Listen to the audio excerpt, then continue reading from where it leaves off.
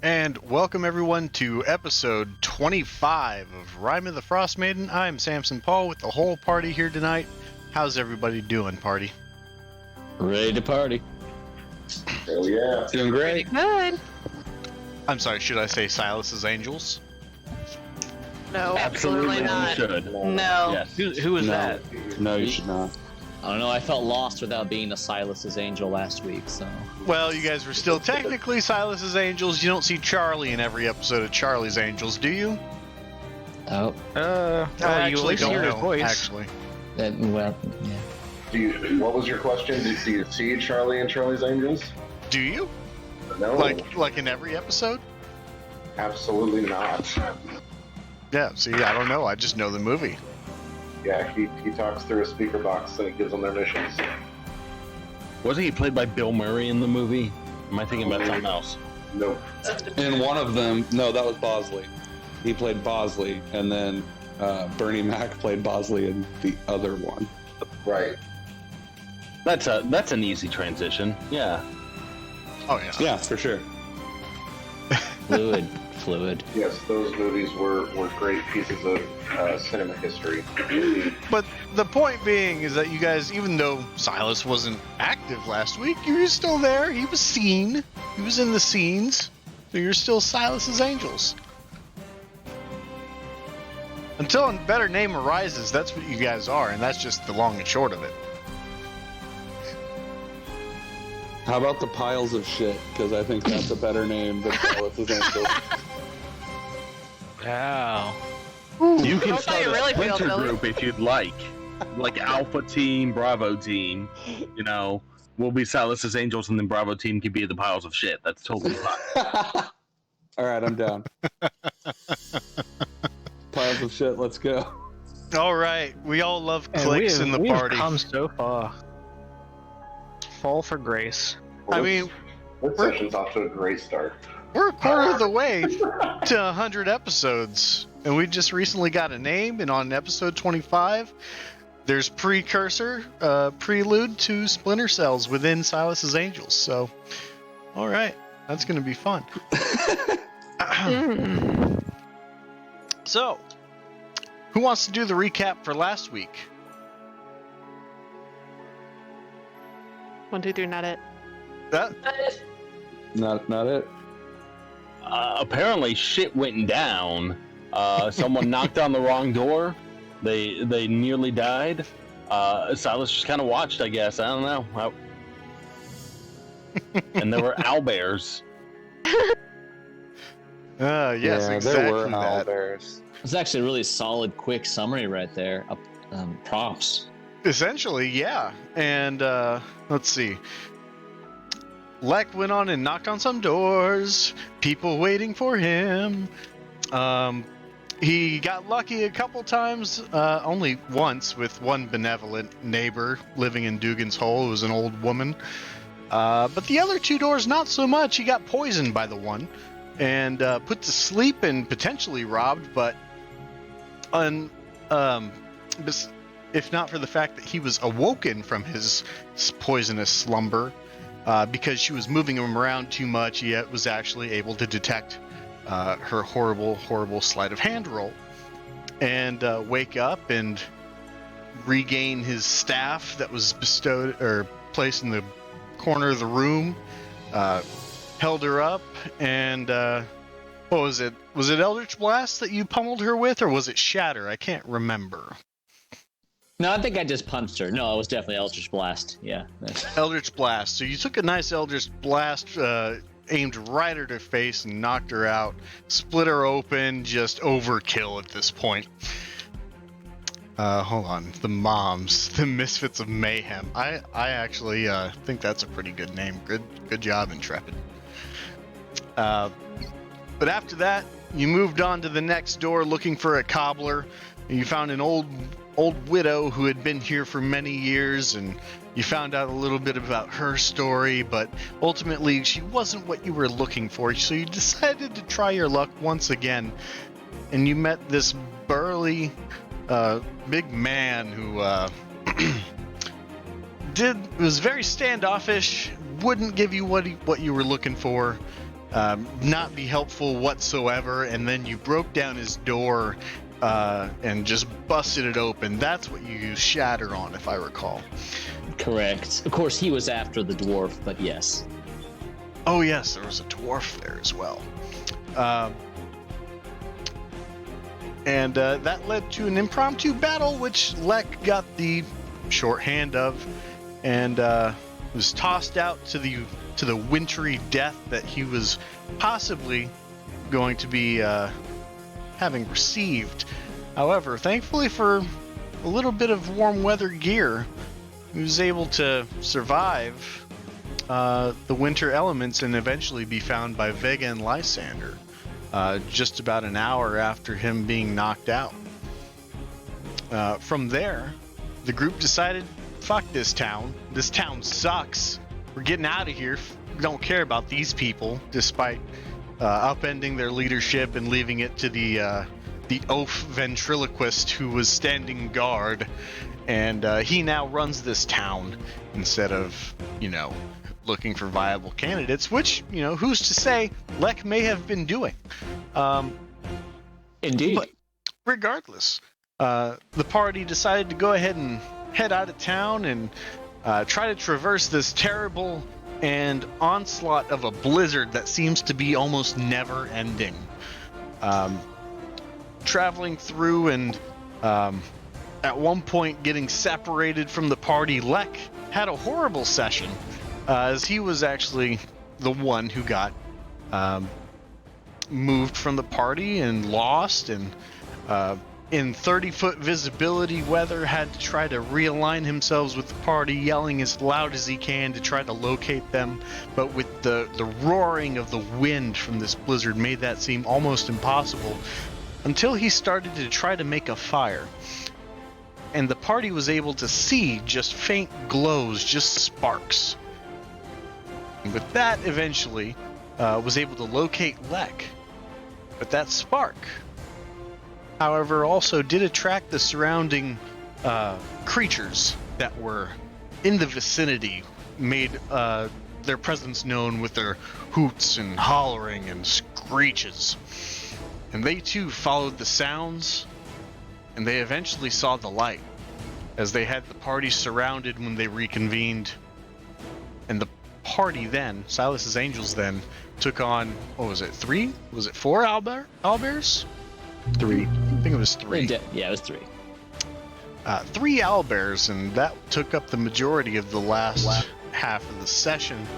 But triumphant they came, downing each and every owlbear that came in their vicinity. And that's where we pick up just after that battle, with Silas playing the lute and instrumenting the battle music, essentially, in middle of the blizzard, in the dead of night at this point. Wait, no, it's morning. It's about well, how long? Let's see. I think you're about at sunset. The day went quickly. The day did go quickly, and a lot of it was because they were looking for you, Lek. I think a couple hours of daylight were burned trying to reconvene the party together. Lek, you dumb bitch.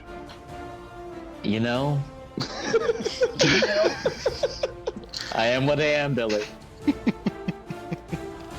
So with that, we find ourselves inside of the wilderness in this blizzard.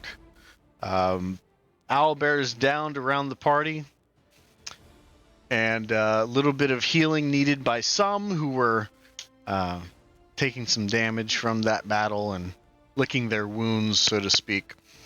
What are the immediate actions of the party at the moment? Vega would actually like to go collect an owlbear feather. Yeah, easy enough. You can just pluck one right off, and you have a nice 8-inch feather or so. And he will find somewhere to adorn that on himself. I feel like it's necessary I ask, but who's still injured? That would be me. I'm still injured from last night, actually. No, I can use yes. some healing.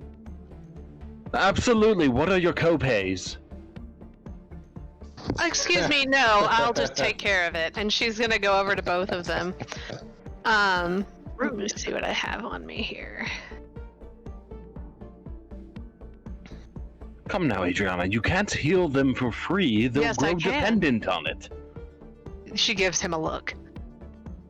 And she's going to cast. I don't think I have a group heal yet. So she'll cast Cure Wounds on each of them. How badly injured do they look? I believe the worst are gonna be Eclipse and Lek. They both look like they took quite a beating. Okay, then I'll do a level 2 for both of them. Well, that's very kind of you, So, Adriana. Lek, you're gonna get 16 healing, and Eclipse is gonna get 11 healing. Thank you very much. You're welcome. Thank you very much. And Andy then looks at Silas and says, "There are no copays among friends." We're friends. Oh, I didn't realize you felt that way about me. She don't like rolls it. her eyes.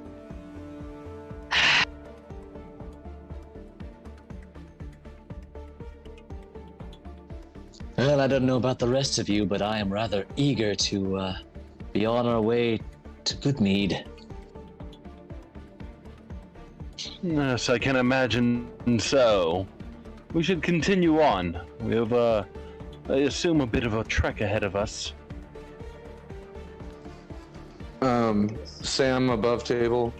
Would I know if owlbear, if there's anything valuable on an owlbear, like if their feathers are valuable or their meat or anything? Or their scrotum. Sure, or that. Go ahead and make a nature check. Can do.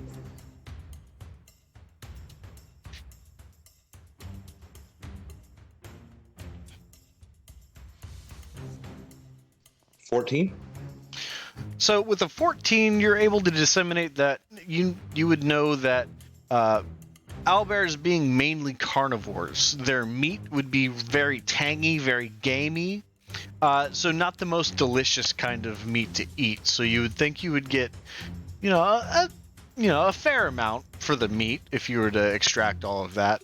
But you go to like the beaks and all the feathers, you think they would be usable, especially in towns that, are lacking and have needs for trade and goods and things that aren't renewable resources as far as like fish and stuff like that are. So it's, you'd be able to get some money if you were to bring this into a town. The beaks and the feathers. Yeah, the beaks, the feathers, the meat you'd be able to sell as well. It would just be, just the fair amount. It's not an exotic meat by any means. Well, we're in a blizzard, and if it's not that much, I'm not going to worry about collecting the meat, but I might try and collect the beaks and a few feathers. Yeah, fair enough. Go ahead and make a survival check, and you can spend the next 15, 30 minutes doing that for each one. And if anyone else would like to help him, you can get a lot of them done in about 30 minutes. Vega, I could grant you a little inspiration if you'd like. I can help. Sure. Yeah, I'll go ahead and play my lute to give Vega a little bit of inspiration. All right. So, free inspiration for Vega, but copay for poor Lek and his healing. I see. Vega is doing something that could bring a little bit of funds in here, and I wouldn't have charged you, Lek. Of course. Forgive me, I'm a bit testy after the last day or two. Not for the healing, anyway. An idiot tax, perhaps, but not for the healing. I suppose that's fair. What does Bardic Inspiration give again? It's, D6. Yep.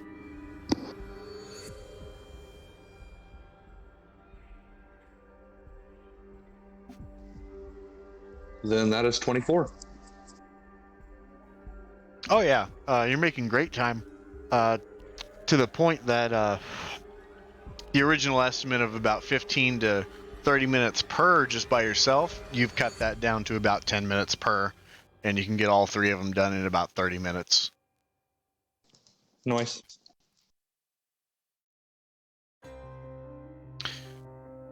So what would the rest of you like to do for the next half hour? While we're waiting, Yes. I'm gonna keep on trying to strike up a small fire using prestidigitation. Perhaps I'll use the backside of an owlbear to shelter me from the wind while I do so. All right. So, Lek, as you start to kneel down on the other side of an owlbear that Vega is working on, you keep trying to strike a match with your prestidigitation and just try to ignite something. But that wind, even though it's not coming directly to it, the vacuum of the wind going over the owlbear just sucks up all the available air behind it, creating a kind of a whirlwind whiplash kind of effect. And you can see that by when the initial flames are kind of dancing around, but they're quickly blown out. Ah, well, I suppose it's not meant to be. I'm glad I have these boots. Well, it'd be nice to look at a fire. I cast a minor illusion to make a fire appear to be burning in front of me, despite the fact that it actually isn't. The minor it's for illusion the aesthetic. Yes. that absolutely appears, and you have a nice little fire sitting not too far from you. Come enjoy my wink fire.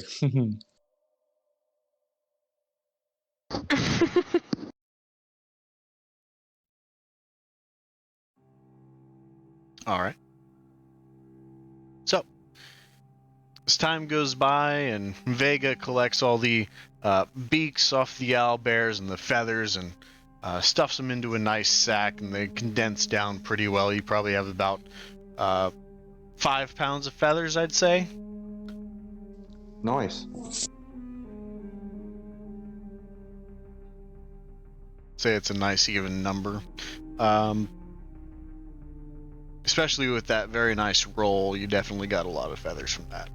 But as Vega wraps up, what would you guys like to do?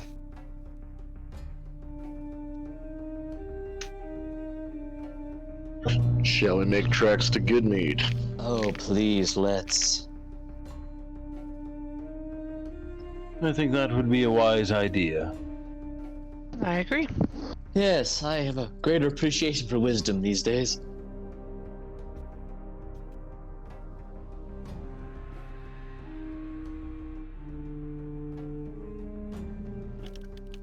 What, not even a chortle? No. I was laughing on the inside, but I was trying to debate your tax. Fair enough. You can't just tax people.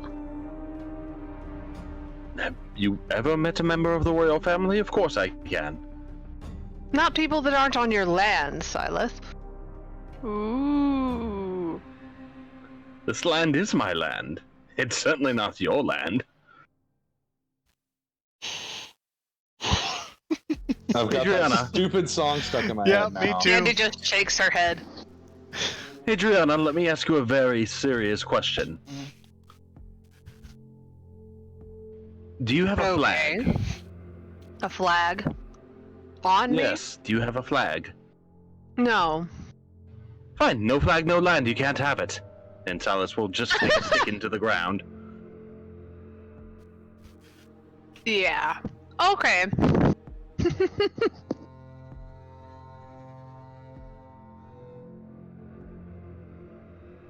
This guy really has a grasp on world politics.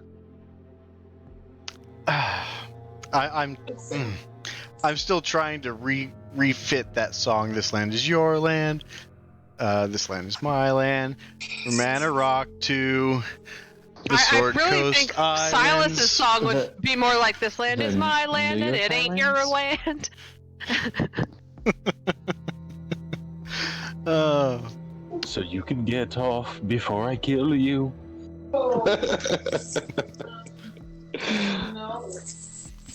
I do enjoy it. You'd better hurry.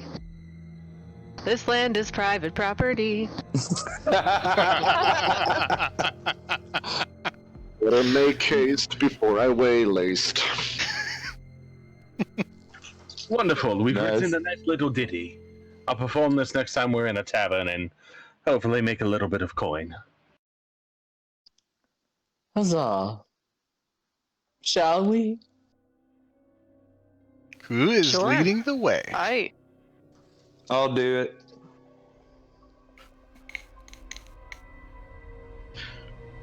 And as we leave, I would like to go and pluck one of the darker gray feathers off of one of the owl bears and stick it in the brim of my hat. You will have to get the feathers from Vega, who has done a great job just getting all of the feathers off these owlbears. He skinned them completely. Yeah, he got a really good roll on his survival check. It was very Wow. thorough. Well, then I will ask him for one later on. And before we leave, I would like to grab an icicle. I'm sure there's one lying around, and shove it up the butthole of one of the owlbears. What the fuck? You know, just out of spite. Oh my god. Just Sounds out of more spite. like it's out of kink, but Yeah. I'm not gonna shame. So. And you know me. There's really a little bit of shame there. Where are you gonna get an icicle? Where's that? There is no overhanging structure or anything like that. You're in just rolling tundra. So best you Very can well. do is make a snowball with a pointed cone. Can I not just cast prestidigitation to make an icicle? Or freeze snow using prestidigitation to make an icicle? I would say like Freeze my Okay, own goddamn sure, spit. sure. Make a little tiny icicle. Like a probe, an anal probe sickle. I'm. Oh my god. Yeah, just shove that Yeah. fucker right up there. You Is that know, good enough? If it means that much to you, Jeez. Oh. getting out of Reminds me hand. of my cousin Skywalker.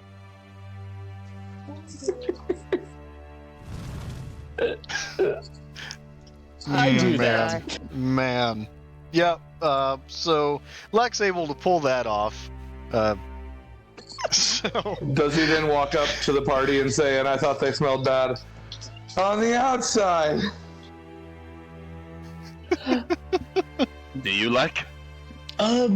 Actually, no. No, I Oh. don't. That's a shame. I took Lek for the Star Wars reference type, but that's okay. Well, you know, you can't win them all. I suppose not. Anyways, shall we? Wink? Vega, please get us out of here with your survival check. Yeah, is somebody helping me to give me advantage, or am I just rolling it? I'll help you. Sure, I'll aid to give it advantage. Thank you.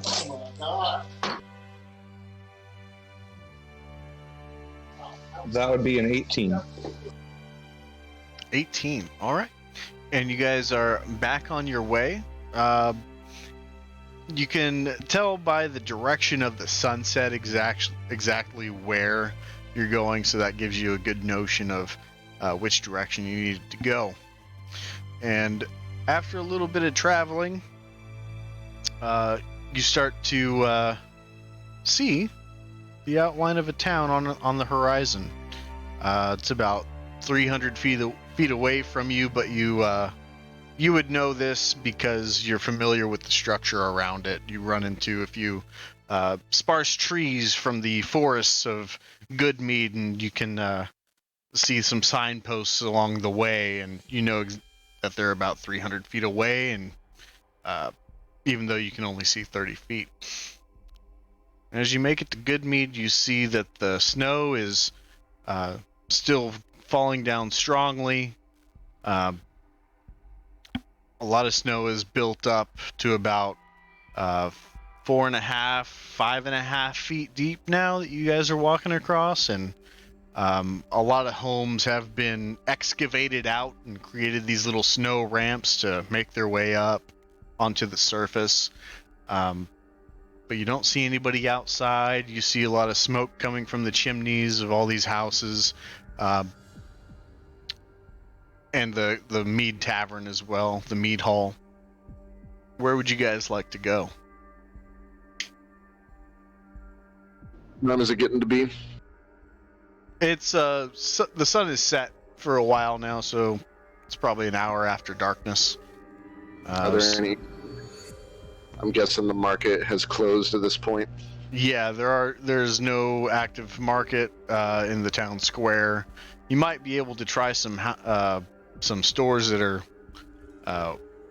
inside of buildings, but it doesn't seem like there's any traders out in the open right now during this blizzard. I'll wait. I say we go to the Mead Hall. Oh yeah, sounds I'd good say to me. that's a wonderful idea. I have them every now Sounds and fine then. to me. Okay. You guys make your way to the Mead Hall and find your way inside. Which there's a handful of people here. It seems like a number of people that you recognize, Vega, that usually work the beekeeping and all the agriculture that workers that work around the forest, loggers, people like that. You see them in here. It seems like that they're unable to work at the moment, so they're spending their time here. But otherwise, those are all the people that seem to be in the mead hall at this point.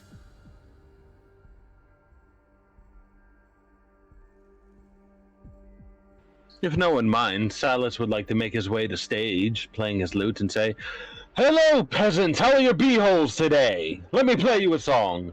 What did he just say? What? All right. Go ahead and make a performance check.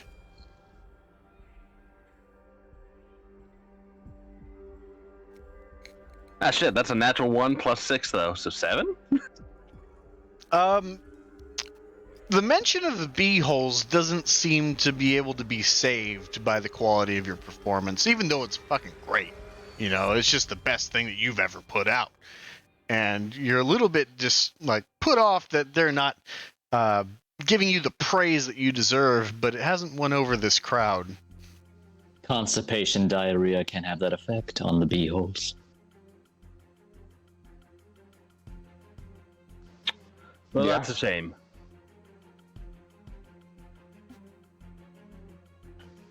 I'll just continue to play that. Oh, I'm in too deep. Yep.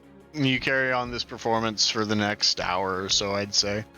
The bartender comes up to you, Vega, and he says, "Ah, good to see ya. Oh yeah, you too.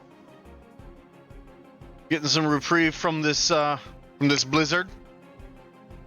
Yeah, I suppose it's a heavy one out there. You can tell that to them. And looks over at the loggers and the beekeepers and says they've had to keep their bees indoors for days. And thankfully they moved them to those boxes that are a little bit more transportable, but they haven't been able to go home. Yeah, they're probably upset about that. Alright, they are. I get you anything to drink? I can't speak for everyone else, but I'll take a mead for sure. So will I. As will I. Right, 3 meads on the way. I'd offer to buy one for your bard up there, but it's not very good. Yeah. Can't win them all. He must have snow in his ears or something. Adding to the kill list.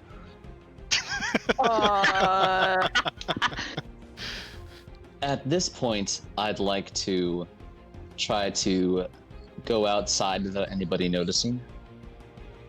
Okay, go ahead and make a stealth check. Never works when I want it to. 8. I think everybody but Carcass notices you start to head for the door. Where are you going, buddy? I wanted to catch Malia really quick before the library closes. I had something that came up during my, let's call them interviews, that I think she might find interesting. I'll be back. Cool. Just don't die again, okay? Yeah, don't worry. Trust me, I've learned my lesson. I mean, I don't believe that you did, but sure. Always love your confidence, Eclipse. It always brings such tender feelings to my heart. Yeah, don't cry about it. All right, I shall take my leave then. Would you like some company? Oh no, I promise this will just be a quick trip. I swear I'm not doing anything foolish. I'll be right back, probably like 5 or 10 minutes. Tops. You can time me if you want. Yeah. So, I go outside. I'm guessing no one follows me, right? Does anybody? Nope. No, I don't care to. Okay. Well, I feel like that goes without saying. I'm gonna hold on. Greg. I'm going to let him walk out for a little bit, and I'm gonna go to a window and see which direction he went. So, with the windows almost nearly covered in snow, you try to glance up just above the snow level, and you see that he ends up walking towards the left. Is that in the direction of the library? Well, Lek, are you intending fully to go to the library? I am not. Okay. Let's see. Let me double check the map, because I know that the library was to the left.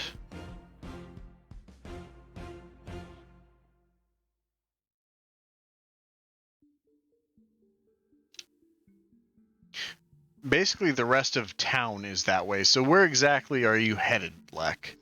Honestly, I just wanted to get to a place where no one can see me for just a brief moment. So you would go left. You would definitely not go towards the pier, the coast. It would be towards town where everyone's holed up inside, I'm assuming. Yes, that would be fine. Really, Find a little alleyway. Exactly. Yeah, so he would go to the left, and you would know that the library is in that direction. Okay. Okay. Once I have gotten myself tucked away in a dark corner, I would like to cast Disguise Self on myself, and I will look like this. I will turn my beautiful white blonde hair into thick and black, give myself some dark eyebrows, a nicely trimmed beard, and then I'll make my clothes black with a dark cowl, looking like the vestments of a merchant, perhaps. And I will also transform my staff into what looks like a walking stick. Okay. And then I will come back and enter the tavern once again. So I go through the doors, and I stand in the middle of the tavern, and I look around for maybe 2 minutes. I don't care if anyone sees me. And eventually, my eyes will fall on Zizix. And I will make my way towards Zizix.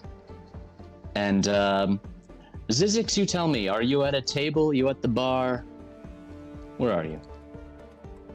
I am at a table by myself with a book scratching some notes. That is fucking perfect. Okay. I go to the table and I stop for a few moments waiting for Zizix to look up at me, which I realize after saying that probably might take a long time knowing Zizix, but you know, I'm a patient man. And eventually I say, "Hello there, good sir. My name is Terry. Terry the Trader. And, What might your name be? Who might I have the pleasure of potentially doing business with? Zizix is not even going to answer, and he's going to keep writing in his book. Ah, hard to get. My favorite kind of potential customer. Well, I don't mind talking for a spell. You see, sir, I have a special gift. One that, well, really, I base my whole livelihood on. I have the ability to detect magical objects. In fact, I exclusively trade in magical objects. And you, sir, when I walked in, lit up like Candle Night's festival. Let's see, so... that belt you have on. I duck my head under the table. Yes, it is the belt indeed. I have an offer for you, for your belt.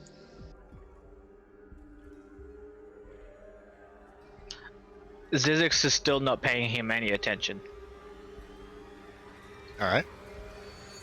Boy, you do not mess around, do you, good sir? Well, okay, at this moment, I would like to cast Suggestion on Zizix. Now, before I do this, can I ask a question above table? Sure. Because obviously when you cast Suggestion, you're going to make a statement that they will either follow or not follow based on their wisdom saving throw. Should I say this now, or should I say it after he's made his saving throw?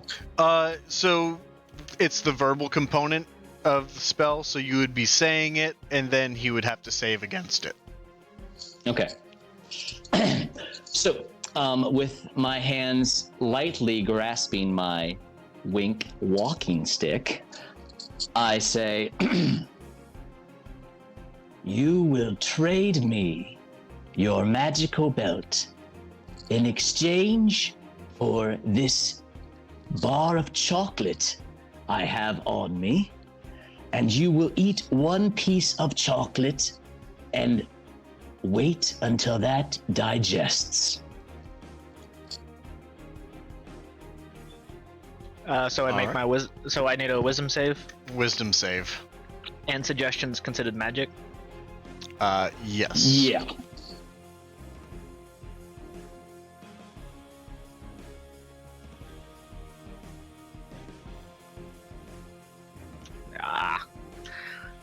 It's 11. You feel compelled to, this is a good deal. And it's chocolate after all. You couldn't possibly survive without acquiring all the chocolate that you can in this chocolatey town. What good fortune this is that this town has so much chocolate in it.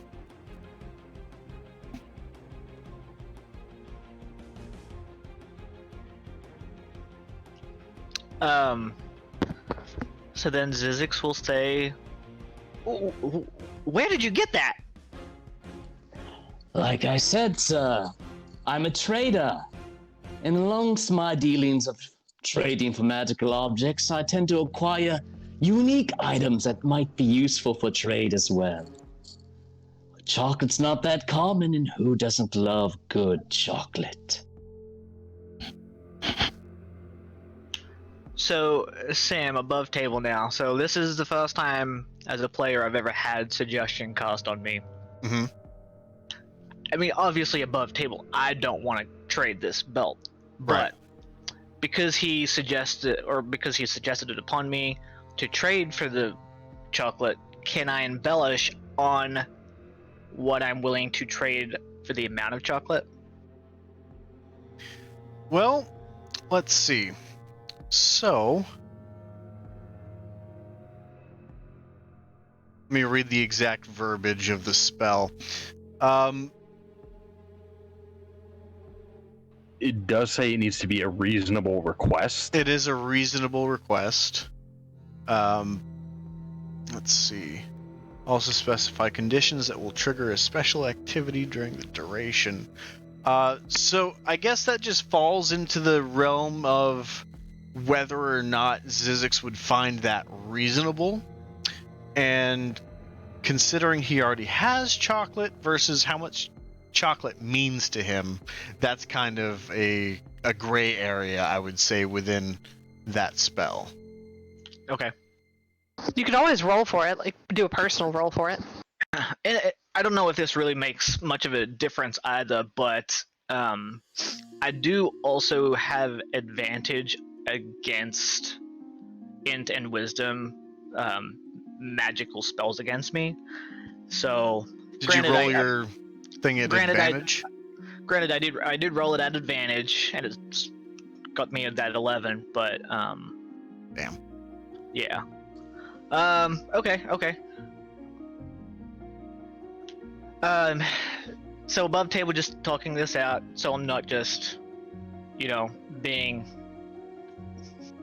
my selfish self and wanting to keep this belt. Fair enough. Knowing what I know about the belt, I know that it has much higher value than a bar of chocolate. Especially if I've already got a bar of chocolate. So Zizix is going to respond,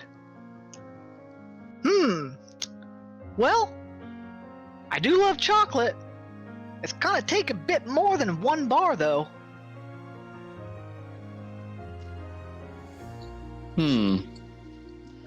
Well, I have also recently acquired some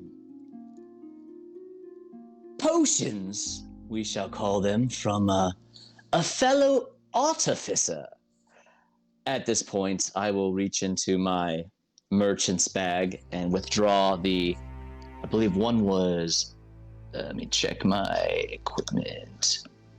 I'll draw out the green vial and the black vial. Okay. And place them on the table next to the chocolate. Now, I will say, good sir, being that I'm not an artificer, I do not know what these do, but I believe it is what you artificers say? That's the fun of experimentation, or something like that. I'm not an artificer after all. So, Sam, being that not only am I an artificer, but also an alchemist, could I do some kind of a check to see if I can determine what it is? So from visual aspects only, you would make... Let's see. I would make that a investigation.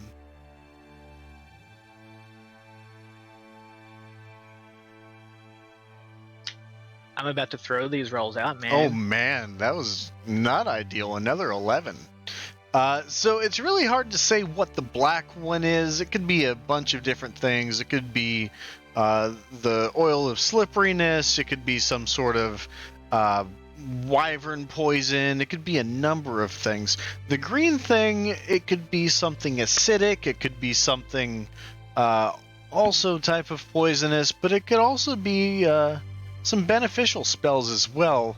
There's a large number of different ones that happen to be green. The remove curse potion is green. A large number of spells that could be in green potions come to mind, but you're not exactly sure what it could be. It might require some further investigation. Right. So then Zizix will respond, well, without knowing exactly what these are, I can't put a value on it. I mean, for all I know, that's just a potion, or just a vial full of ink. Green goo? What can I do with green goo? Okay, above table. So, given that I have cast suggestion, I'd like to think, because right now I feel like we're having like a normal, bartering session, which is perfectly fine. But I feel like I should have a slight advantage in some of these proceedings, given that I do have him under suggestion. And I realize the whole reasonable thing is a gray area. Totally get that. I'm willing to offer more. I just want to make sure, that. So I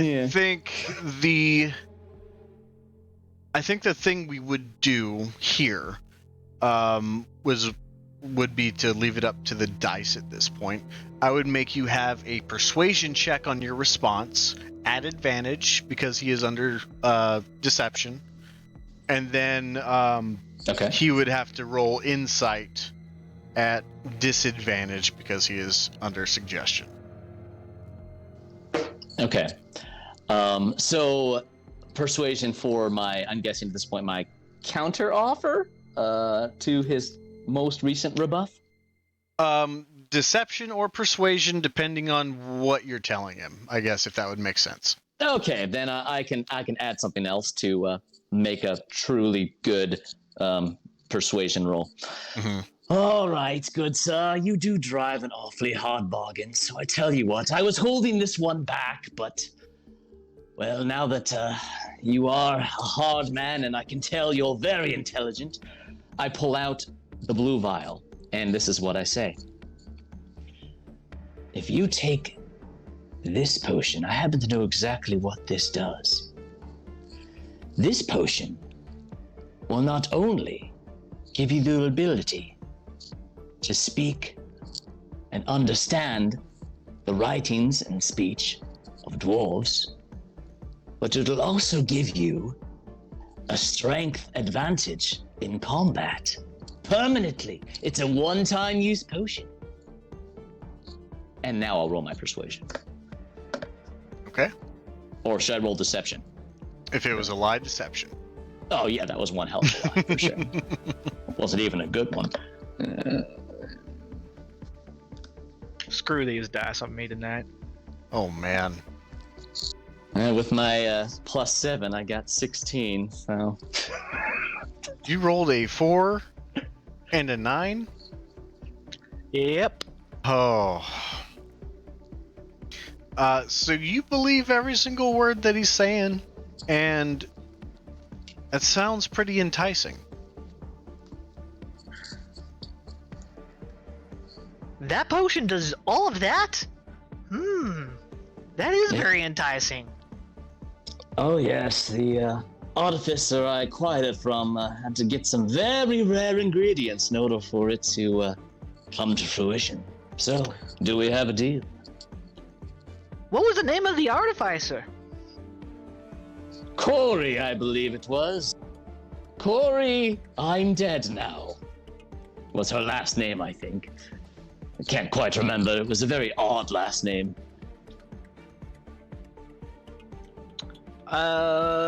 So, from a character perspective, this is a good deal for him because he will want to investigate how to imbue those properties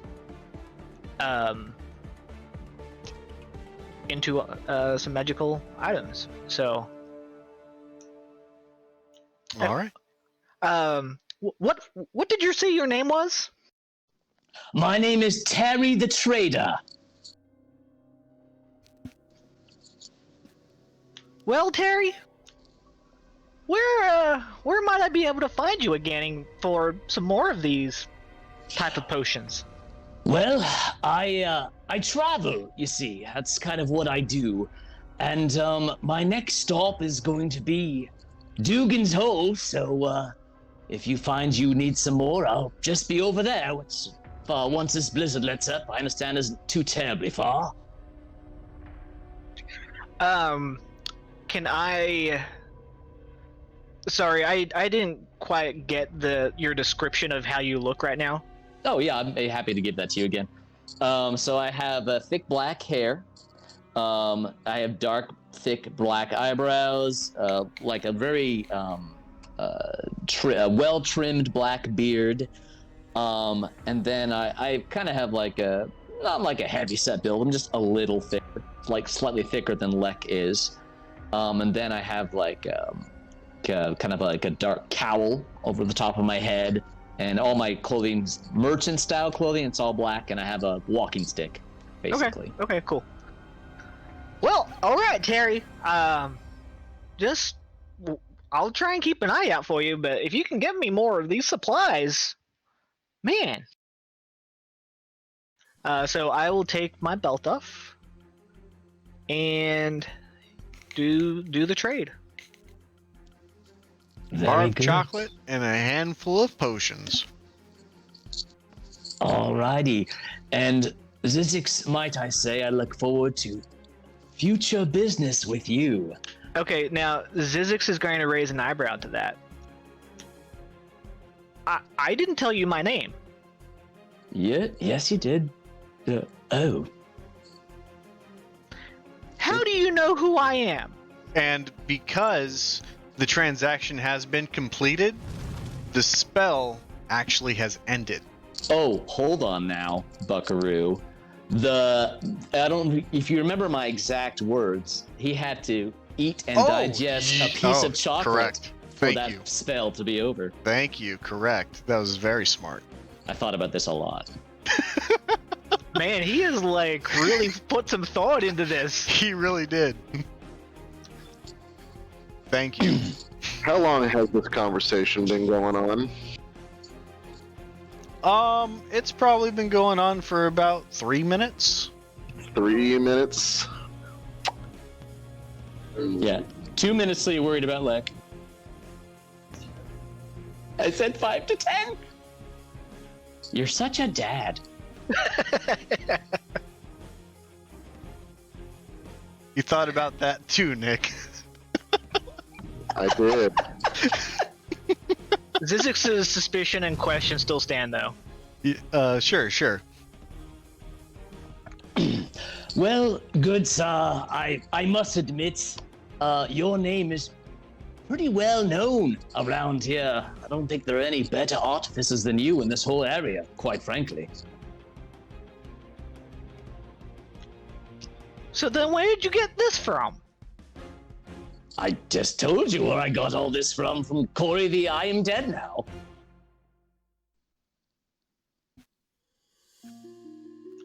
Well, Zizix is going to be overly suspicious of this guy now because he knows my name and he's trying to do a trade. I'm just speaking out loud from a character perspective, so that way I'm not... Andy, so you don't think that I'm like metagaming kind of thing? You're good, dude. Zizix is very paranoid, right? Everyone's out to get him, everyone's out to kill him. Mm-hmm. Knowing my background and my secret that has not really fully been invested yet, I'm very maybe not paranoid, but like very concerned that he knows who I am and that I'm an artificer already. Because deep down Zizix really knows that his stuff is crap, and his name would not go very far at all.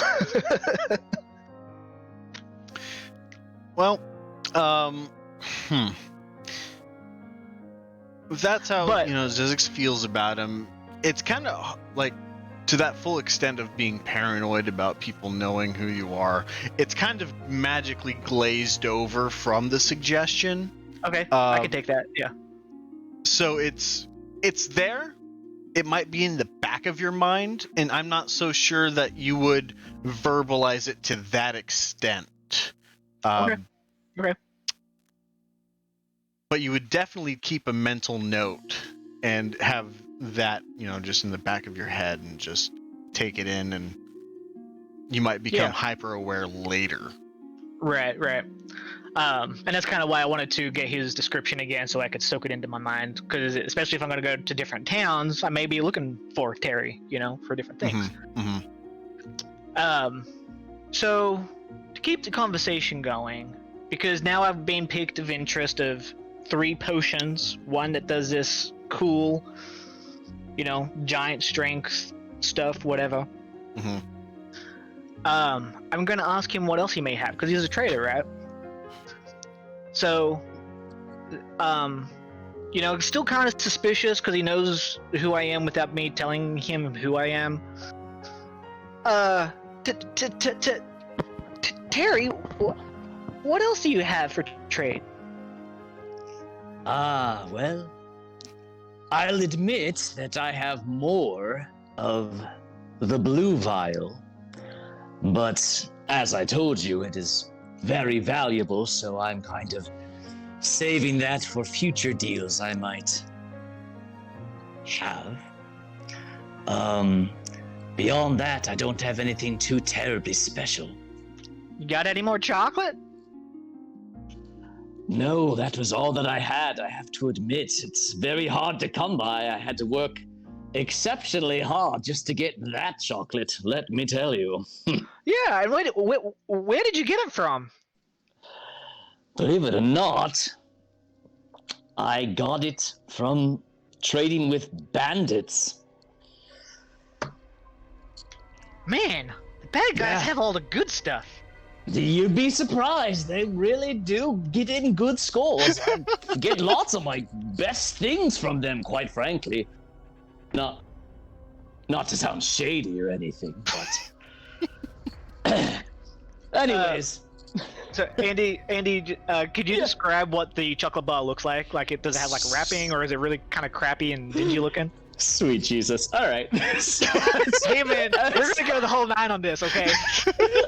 Okay, so the chocolate bar, okay, so it isn't great. I'm not gonna lie to you, because just going off of what Sam told me when he gave it to me, that one episode way long ago, it seems, it was already partially eaten. Like there's like I picture one corner kind of chewed off, and so wrapper or cloth or whatever the hell they wrap chocolate in this particular era Was a cloth. It's like half pulled down. So I picture me giving to him with the wrapper pulled back up to kind of mostly cover what has been uncovered and is partially eaten, but that is the state of the chocolate bar.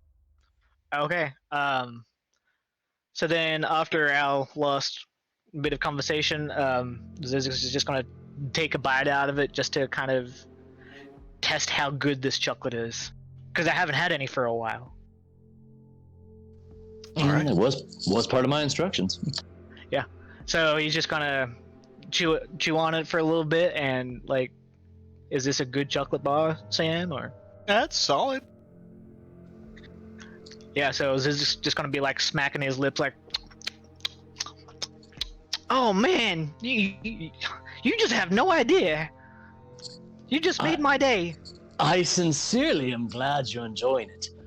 But good sir, I have been traveling all day and I am very tired, so if you will excuse me, I think I'm going to retire for the night.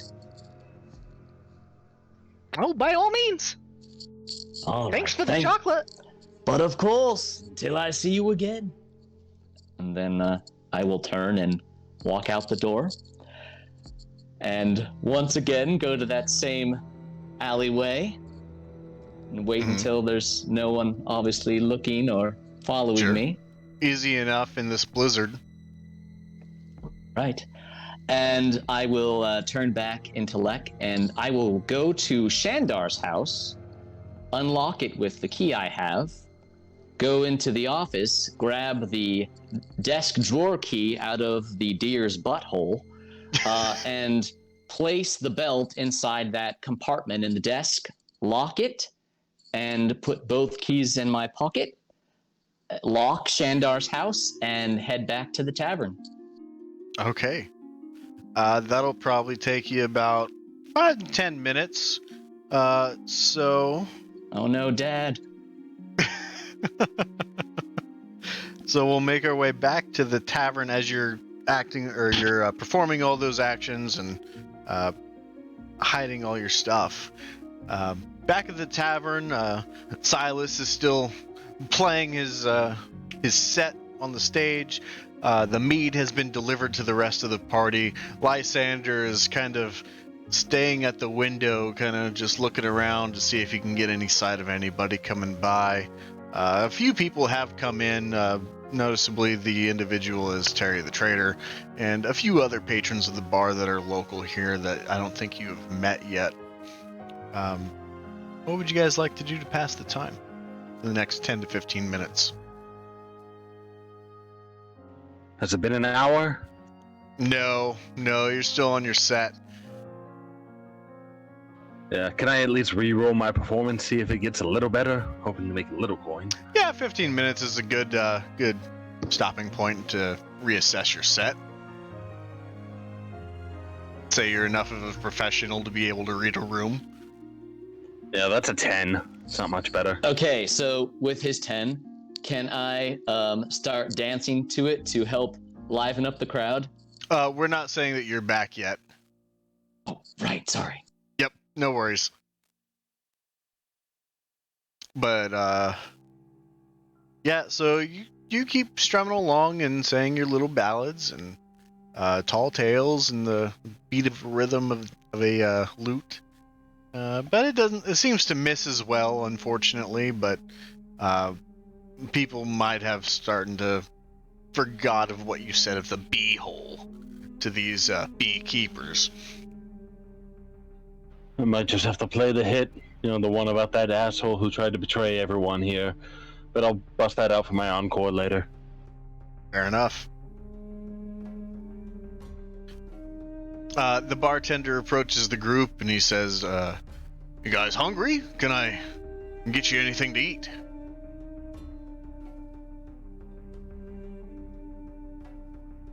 And Andy will look at Carcass and say, "You hungry, Carcass?" Yes, I'm very hungry. We'll take 3 meals, 2 for him and 1 for me, please. You got it. Yeah, I'll take 1 too. All right, 4. I'll have one as well. Eclipse, yep.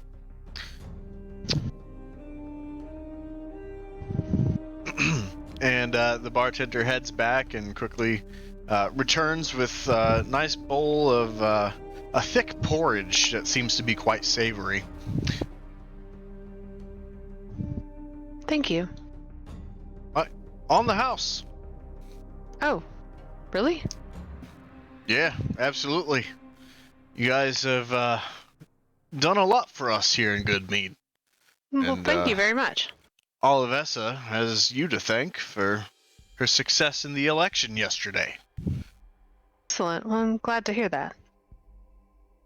Indeed.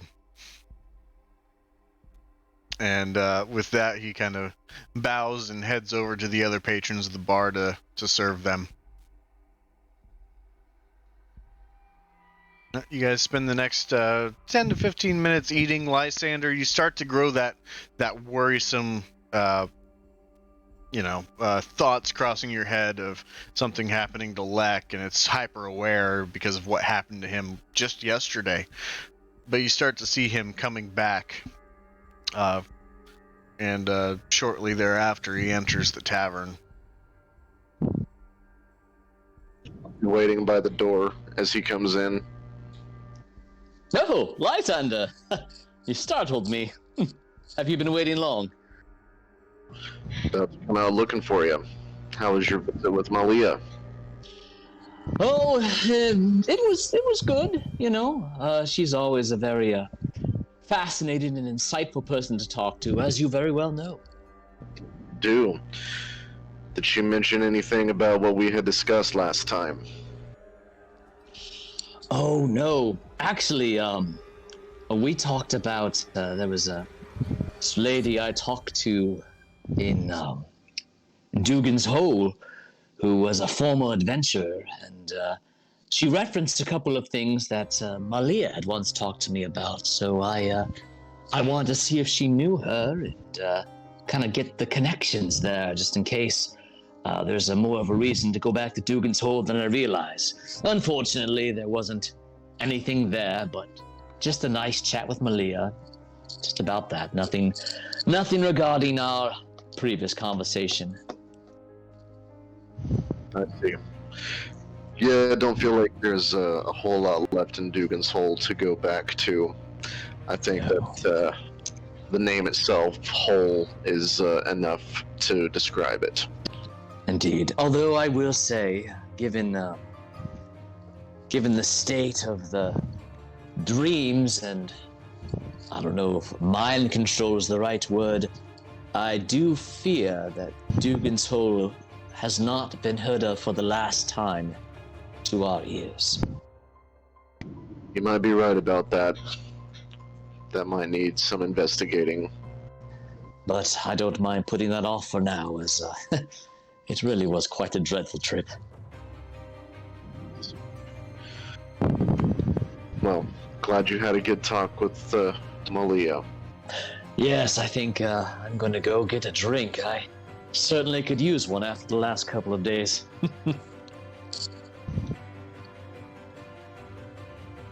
And with that, Lex starts to make his way over to the bartender who is helping the other patrons, the grove managers and timber lumberjacks, lumberjills.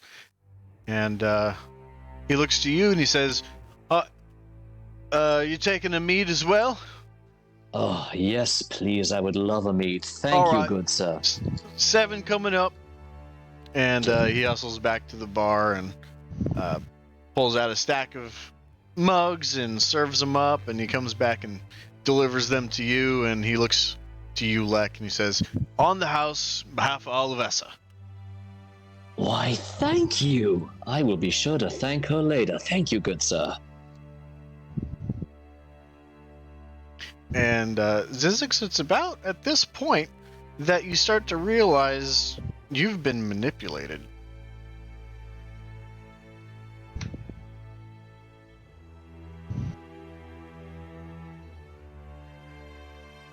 Who am I around?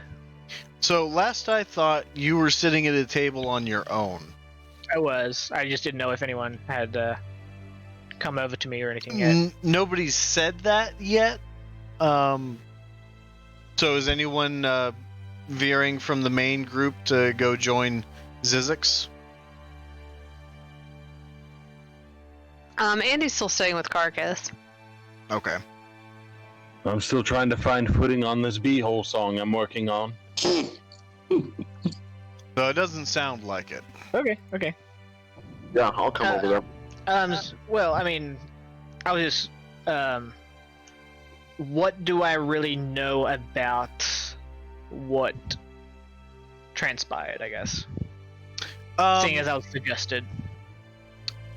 So what you would come to realize is that these potions that you got really aren't worth what that belt was. You know what that belt was worth. Potions, they're a one-time thing. This one may be permanent, but you definitely noticed that there was a magical inclination in your decision-making process. And you start to become that normal hyper-awareness of, he knew who I was. And that starts to come to you and start to come to the forefront of your thinking. Okay. So, did I see which way he exited the building? There's only one exit, but yes. Alright, so then I will probably rush to the door to see if I can, see if I can find any tracks or see if he's even out there or, So you rush to the door and you kind of run by Lysander, who was starting to make his way towards your table, and you open the door and you look and you see a number of tracks that all go up the ramp and to the left. There's a number of people that have come in, including Lek, during this time. But then as you start to get further out from the building, those tracks seem to meld and dissipate with the roaring of the wind blowing over the snow.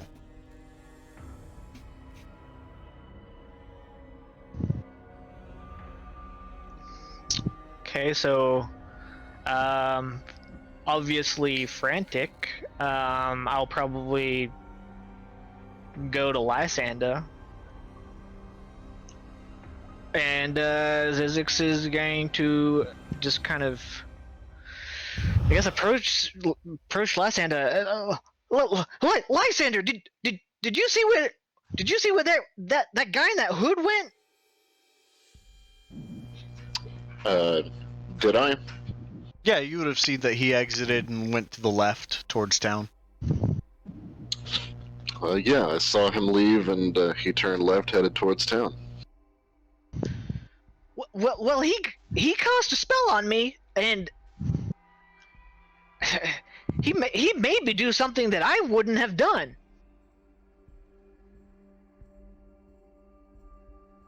What would that be? He made me trade my magical belt for a stupid little potion.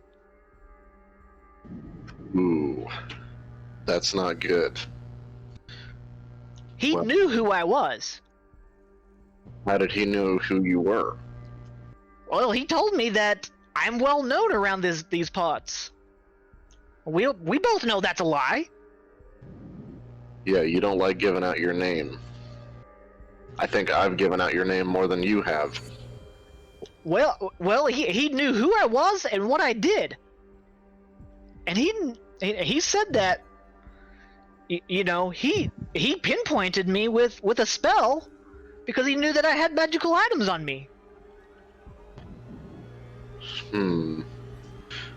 Well, let's not waste any time. Let's round up the group and go look for him. I'm just thinking about this. I guess yeah. Let's go. I'm going to walk up to the table while everybody's eating and say, "Attention, everyone. Somebody just scammed Zizix out of his magical belt. We're going to go look for him. Anybody want to join us?" Yeah, sure. What did he look like? Well, he had black hair, he had black eyebrows, he had a stick, he like a quarterstaff, and he had like black robes. Very, you know, Black. yeah, a guy that I wouldn't trade with. What? And the beard. Wow. I don't Oh, care for the no. way you said black. I meant it more goth. Oh my god. Oh, You guys are no. terrible. Question, just out of curiosity, Yeah. did just above table knowing what transpired? Yeah. Terry's quarterstaff didn't look like Lex quarterstaff, did it? No, it did not. Okay, just wanted to make sure. So, how tall was he? He I was mean- about the same height as Lek was. It was just his build was thicker. Yeah, he was taller than me, which, I mean, isn't saying much. You had a Well, beard no. too, didn't you? Yeah. But Lysander said that he went out that way and went to the left, so that belt's really expensive. Oh man. Okay, and she'll head out to start looking. Yep. As will I. Anybody else? Yeah, me too. I'm gonna chug the rest of my porridge and my mead and go with them. Okay. I will join. Where are we going? I almost had the finger on this beehole, but alright, let's go. Oh god. Famous last words. You can stay and continue entertaining the masses if you would like. Oh, well, that actually sounds delightful. Can I make another performance check? Yeah, there was a break in play, and you're starting to retake the stage, so go right ahead.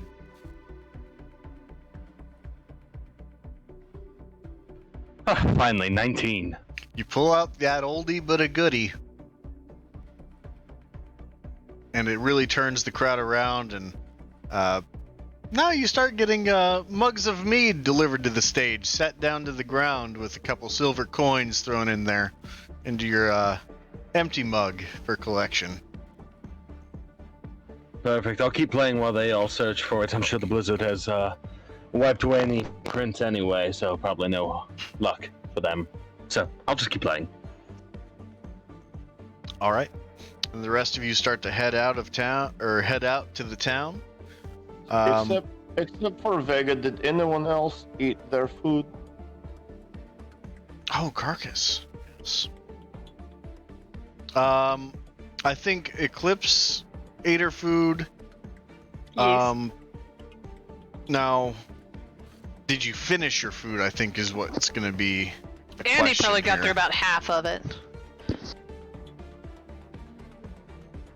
I got 3/4 of the way through.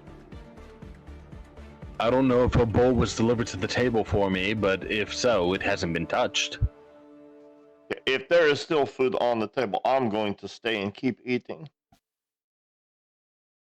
Yep, there would be food still on the table, so there would be leftovers for you to eat. So Carcass Oh, is yes. remaining inside.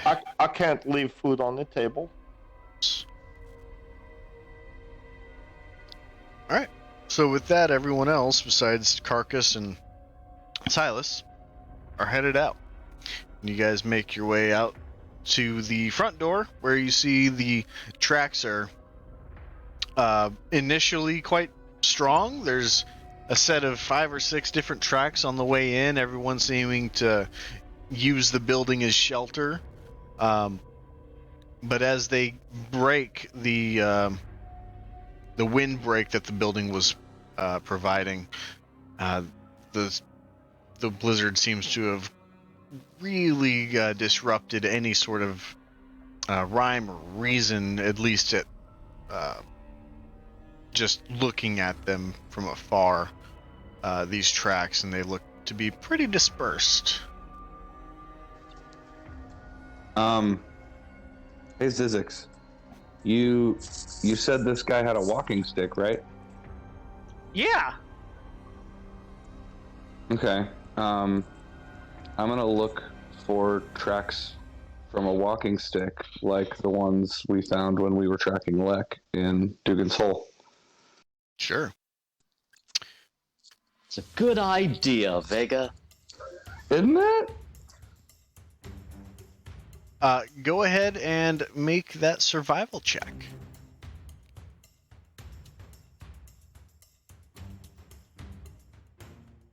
I'll assist him. Even better.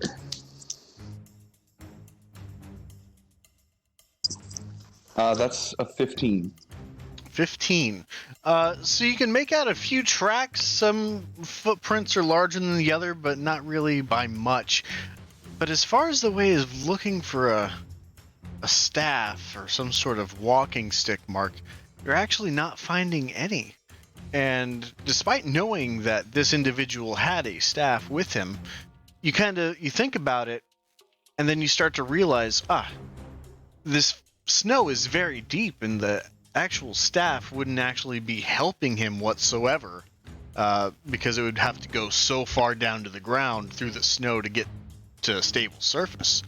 So it's likely that the snow is so tall that the staff wasn't even used for walking, just indoors. Ugh. But it was a good try. I thought so. Perhaps we could ask around?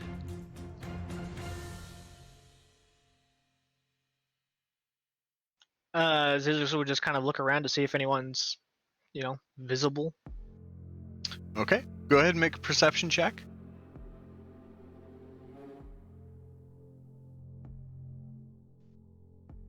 Yeah, 14. So you look around and you don't spot anyone outdoors, but with that you can kind of get a glimpse through a few windows of people inside of their houses kind of looking out quickly and briefly, and they're kind of backlit by the hearths within their houses, and you see there's a family huddled around a fire in their home. But as far as people outside, you don't see any. I'm gonna turn to Lek and ask him, did you happen to run into this character on your way back? I cannot say that I did. No. Did you see anybody out while you were out, aside from Aaliyah? I mean, with this blizzard, I didn't see scarcely anybody out here. I think at this point, it's dark. Everybody's either indoors in their homes or at the tavern. I didn't see anybody, I'm afraid. It was really just me walking around.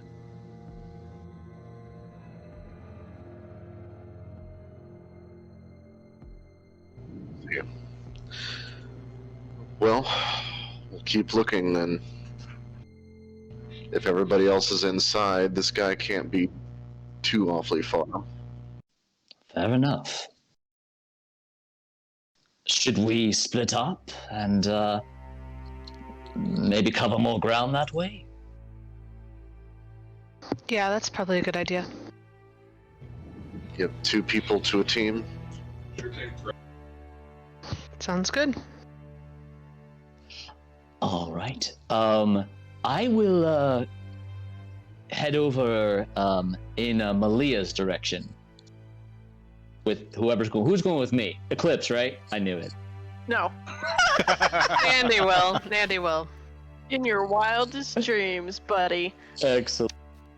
And above table, Andy does not know anything about the exchange I had with Lysander regarding my conversation with Malia, correct? No, that would have been held at the front door, and I don't think you guys were shouting it that loud to be able to break the sound of Silas playing and performing in the tavern. Fucking perfect. Okay, well, I'm actually gonna go to the library then. How about we start over in the direction of the library? On the way, I do want to talk to Malia really quick, if you don't mind. There's something else I need to ask her. Sure.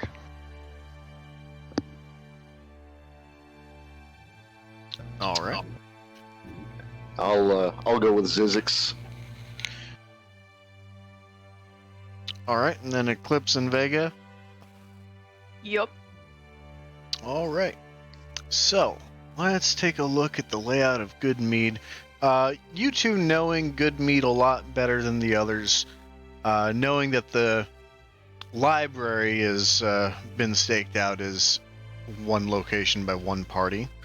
You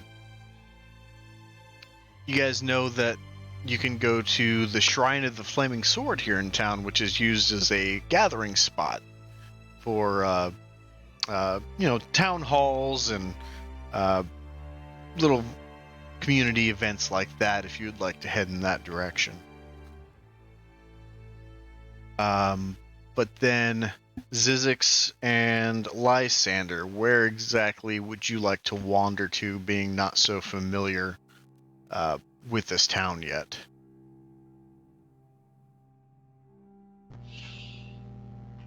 I'd say whatever tracks that we can find that are leading away from us. Are there any at all in the snow? You go ahead and make a survival check at this point.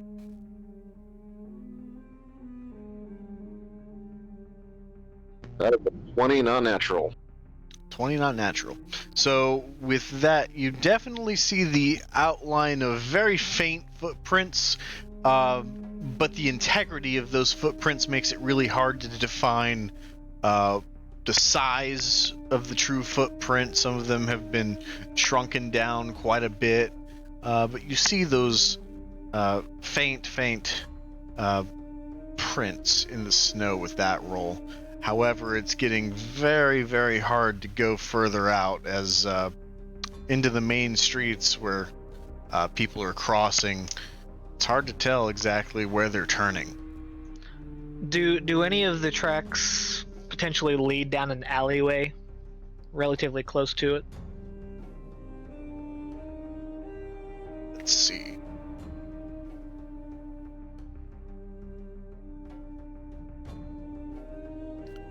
From there, let's see. You have to go up a ways, and then see, the nearest alleyway is about 50 feet away, crossing into the snow, so those tracks wouldn't be very visible.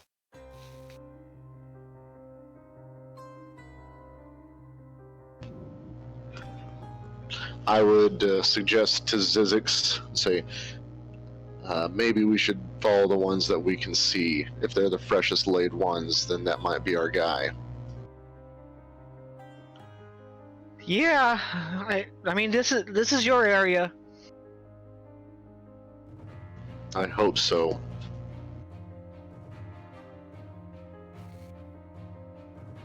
So you start to follow the set of tracks that you can see.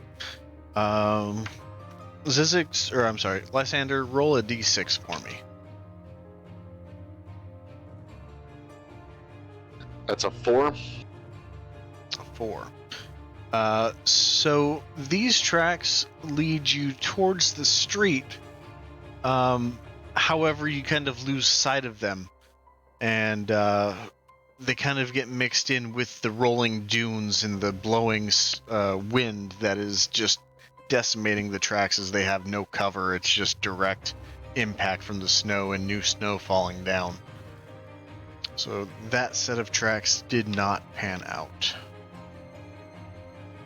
And there's no visible tread different from the others that I can try to decipher amongst the other ones. A lot of detail is being lost in the blizzard, unfortunately.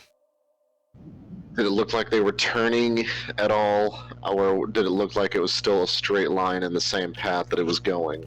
So it was crossing the main road at this point, where you lost it, because it's just. Call 1 second.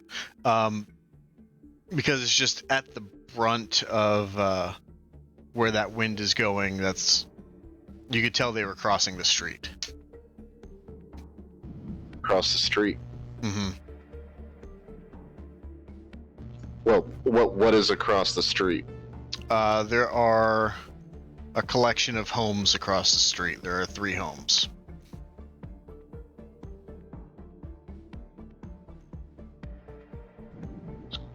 Do I recognize any of these homes? No. I mean, not that you would know, like, exactly who the inhabitants are, if that's what you meant. You would recognize them as in you've seen them before.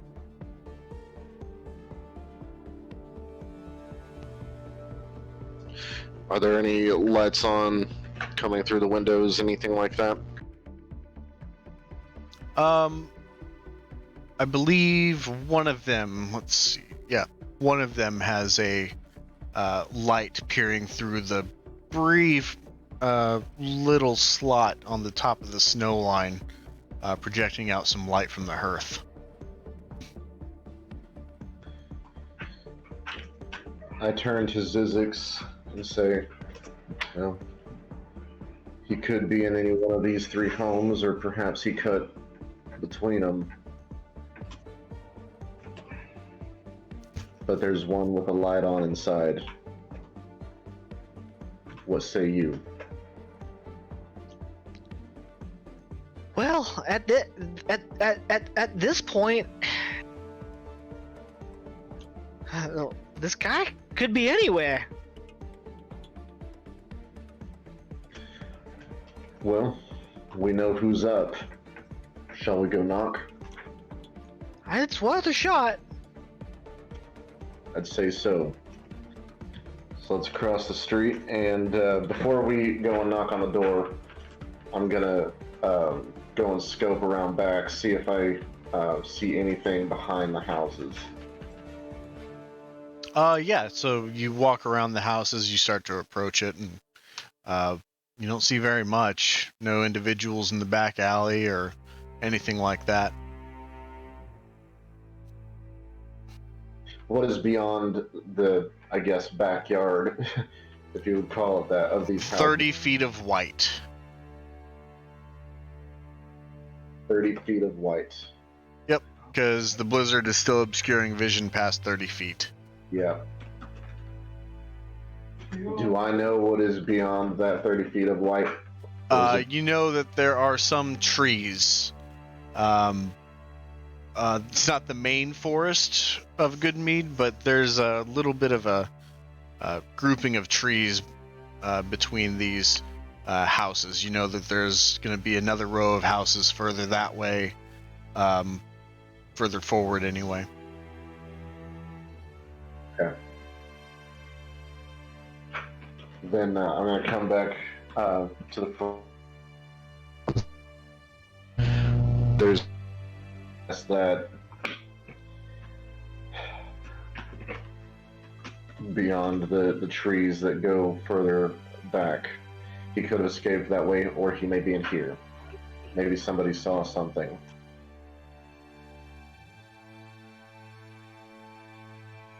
So you were cutting out a little bit. Did you say you went back to Zizix to tell him that? Yes. Okay. Did you hear me, Matt?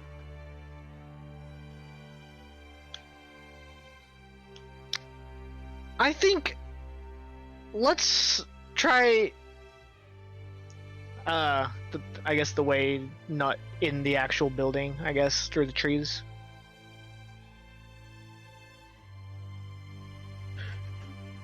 I just know beyond the 30 feet of the blizzard that's obscuring my vision past that point, there's nothing but trees. He could have escaped. Yeah, he could have escaped back there. But we do know that somebody is awake in this house. He could be from this town, and I don't feel like in this blizzard he would venture out alone into the wilderness. He's got to be somewhere here. Well,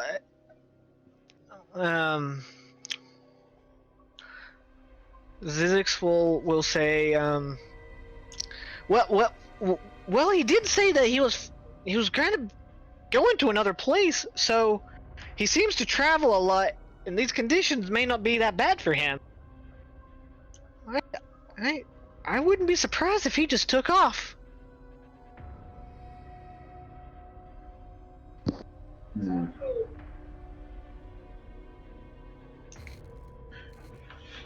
You think that he stopped in this town for one night to do one trade and then take off immediately? Well, he did scam you out of your belt, so he might want to make tracks out of here.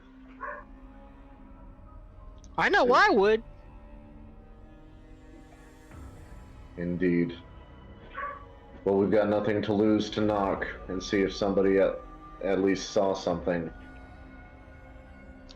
Okay. I'm gonna go knock on the door with the light on.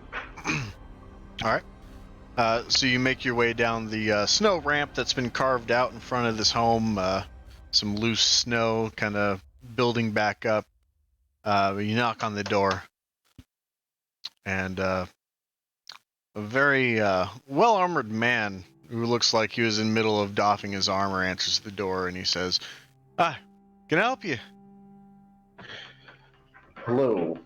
My name is Lysander Blackburn. This is my friend who's recently been scammed out of something that was very important to him, and we were wondering if you might have seen anything through here in the last half hour. Oh yes, I know who you are. Olivessa speaks of you highly. Lysander and Zizix, I believe. But you've been scammed out of something. That's horrible. What was it?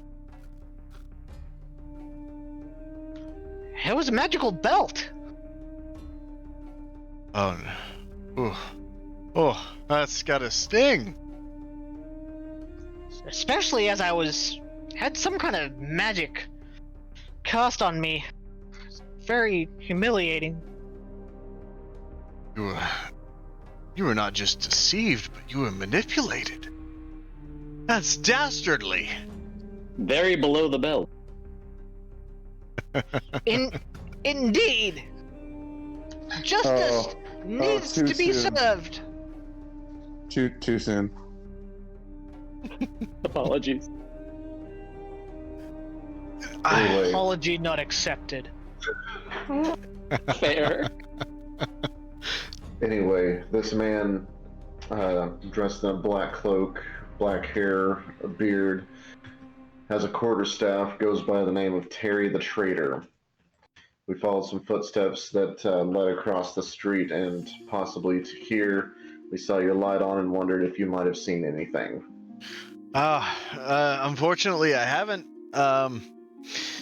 Windows are stacked full of snow. I maybe could peer out the top of them, but I can't say that I've done that lately. You say Terry the traitor?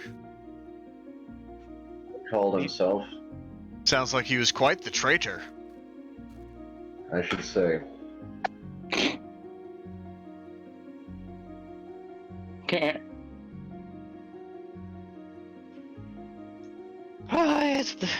It's a lost cause. I'm sorry, Zizix, that I couldn't be more help. Just keep an eye out for that dirtbag. Oh, if he comes back around, I'll give him a piece of my flail. That'd be very. Save the piece for me. Zizix, perhaps you should describe the belt to him as well. You said it was magical. What else did it look like?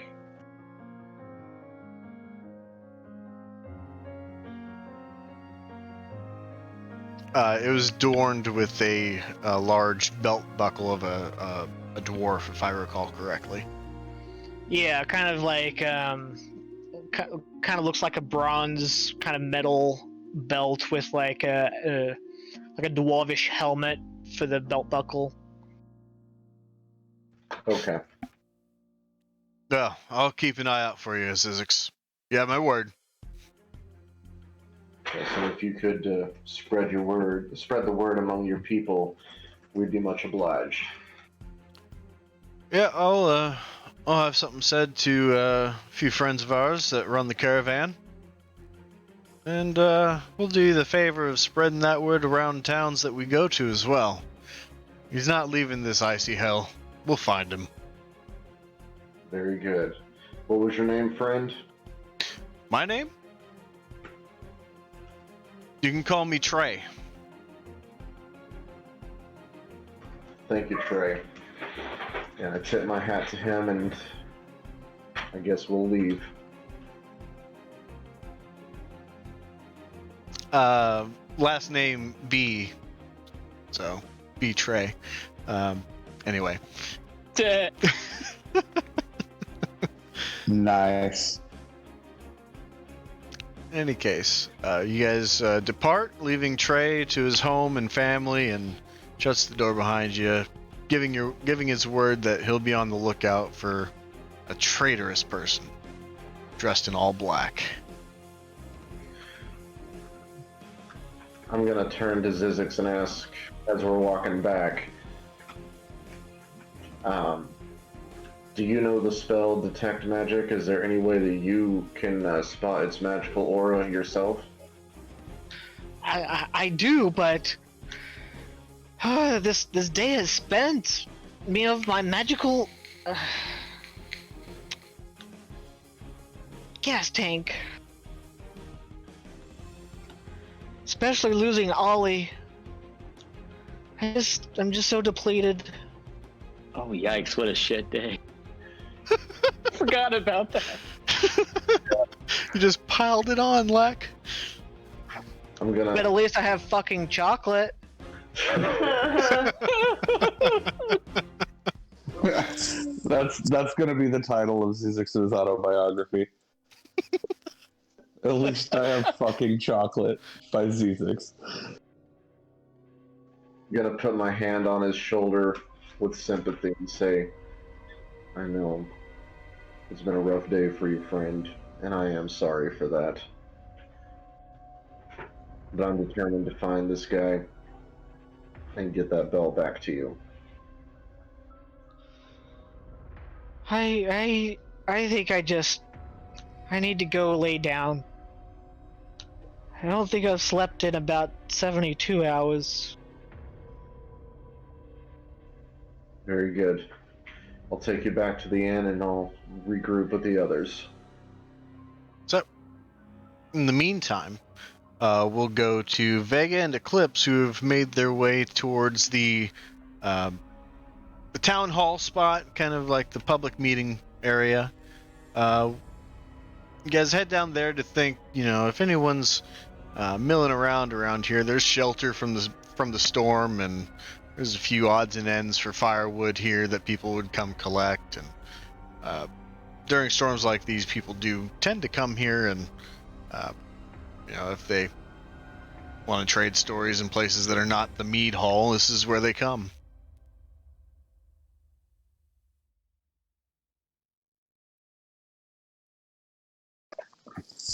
All right, well, I guess look around and see who or what we see. Go ahead and make a perception check. On it.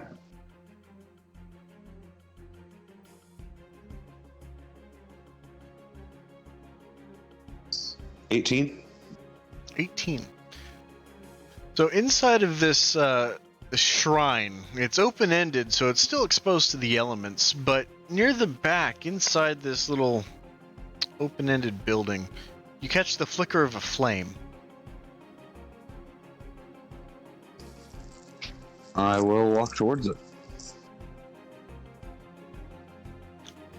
And as you guys make your way inside of this building, the roaring sound of the wind crossing across the streets during this blizzard start to fall deafen a little bit and then become very quiet. Then you start to hear nothing at all as you approach closer.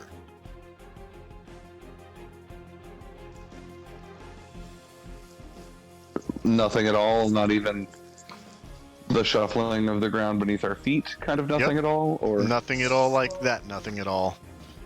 I'm gonna turn to Eclipse, maybe tap her to get her attention, and try to say something to her, and see if any sound comes out. I'll just try and say, "Can you hear this?" No sound comes out. I will shake my head. Then I will mouth, "Fuck."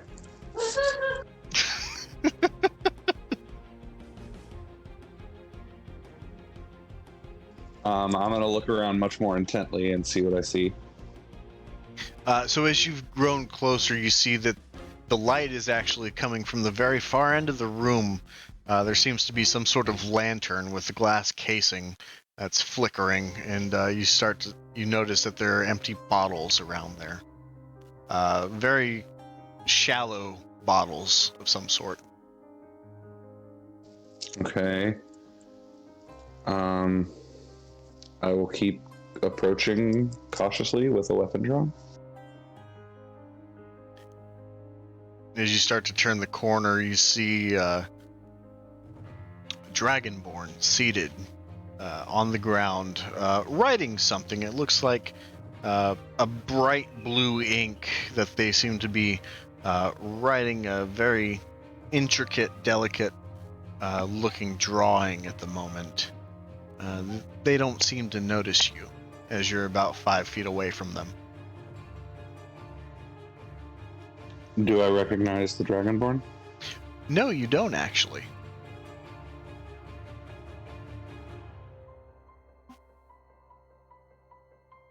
I would like to approach them. Okay, how would you approach? I will kind of like kneel down in front of them and try to like wave in their face to get their attention. Oh, okay. So you kind of walk around the corner, and as you start to enter her peripheral, she snaps her head and looks at you and puts down the quill that she was drawing on, and she kind of mouths, puts her palm up and says, "Wait," and then concentrates a little bit, and then all of a sudden just all the sound of the roaring wind comes back, and you hear her say, Can I help you? You kind of snuck up on me." Sorry, we saw the flame, and we were curious as to who was in here and what was going on. And she gets up to her feet, and she kind of brushes off the snow off of her winter clothing, and she says, I'm a traveler. My name is Avalva. I am a scribe, and I didn't want to go into a mead hall and have too many people asking me questions, so I had to find a quiet spot, and I thought if I can't find a quiet spot, I'll just make a quiet spot. Fair enough. Yeah, absolutely. Well played. Sorry to have intruded upon it. Oh no, it's fine. Your friendly face is enough. Are you in the market for any scrolls, perhaps? Making my way through, and honestly haven't had much luck during this blizzard, so gotta shoot my shot, you know? Actually, possibly. What do you have? Well, if you're having trouble sleeping, I have a scroll of sleep. I have a scroll of illusory script. I have a scroll of fine steed, which, granted, in this weather may not be most ideal. I have a... Ooh, if you're having security issues, I have a spell of arcane lock, and I'm working on, as she holds up her current scroll, color spray. Right on. Hold on, one of those stood out to me. Let me try and remember which one it was. Illusory script, arcane lock. Yeah, I can't remember what illusory script is. What was that one? So, illusory script. You write on a parchment paper or other suitable writing material, and you imbue it with an illusion. So, to you and any creatures you designate when you cast a spell, the writing appears as normal, so like it would be a secret message. However, if someone else were to see it, it would appear it was unknown, intelligible, random ass markings that wouldn't make sense to them whatsoever. Question, could you modify the script so that to anyone else not in on the spell, it appears to be drawings of dicks? Yeah. Bet. How much you want for illusory script? That one goes for about 50 gold.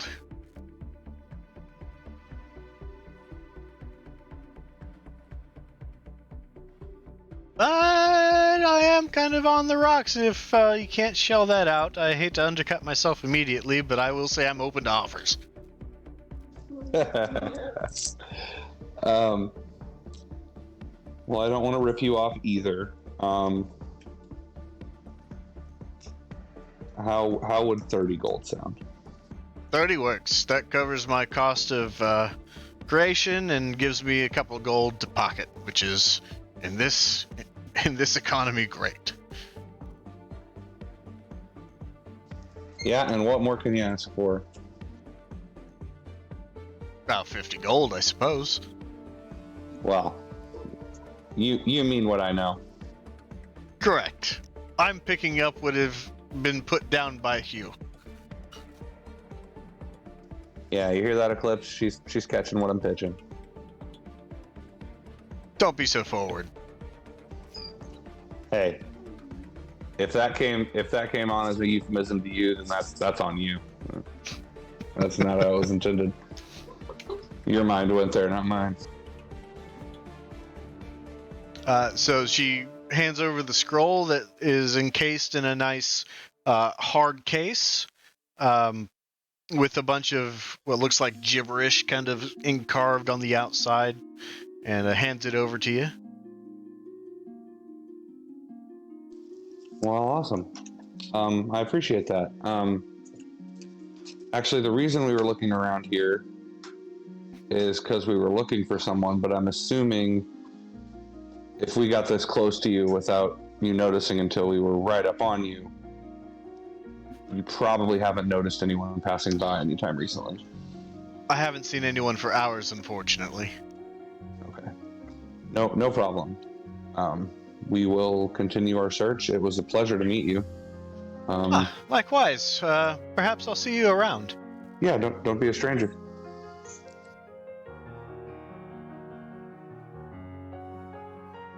And with that, as you guys start to depart, unless Eclipse, you wanted to perhaps purchase something? No, I'm okay. Okay.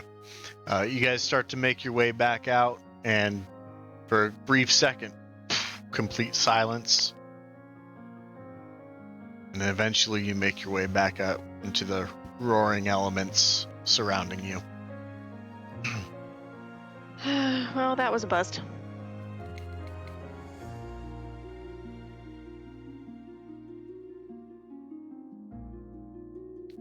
Where to? I mean, I guess we'll just keep looking around the area and eventually start heading back and keep looking on our way back to the tavern. All right. So then we'll go and pick up with Andy and Black, who have made their way outside the library. Well, are there any lights on around our vicinity? There are lights inside the library, and then you will see lights across the street in a couple of homes that are nearby. Well, I'm not sure how you want to swing this, Anadrana, but I think I want to talk to Malia anyway, so you're welcome to come with me, or if you want to try a house nearby, that's fine too. Whatever you think. I'll just try houses nearby and meet you back here. Perfect. See you in we'll say 5 minutes. Okay. All right. So I will. Is the library open? I'm assuming. Yeah, it is. The entrance is accessible. Perfect. All right, and I assume Malia's inside. She is inside, and she is quietly reading a book and thumbing through it. She hears the door open, and she looks up, and she says, "Ah, Black. Good to see you." Well met, Malia. Always a pleasure to see you. And how are you this evening? Well, cold, but, this is the way things are now. Indeed. So, Malia, I've just returned from Dugan's Hole, and I learned a few interesting things. I was wondering, do you know anybody who resides in Dugan's Hole? Well, I can't say that anyone comes to mind. Why?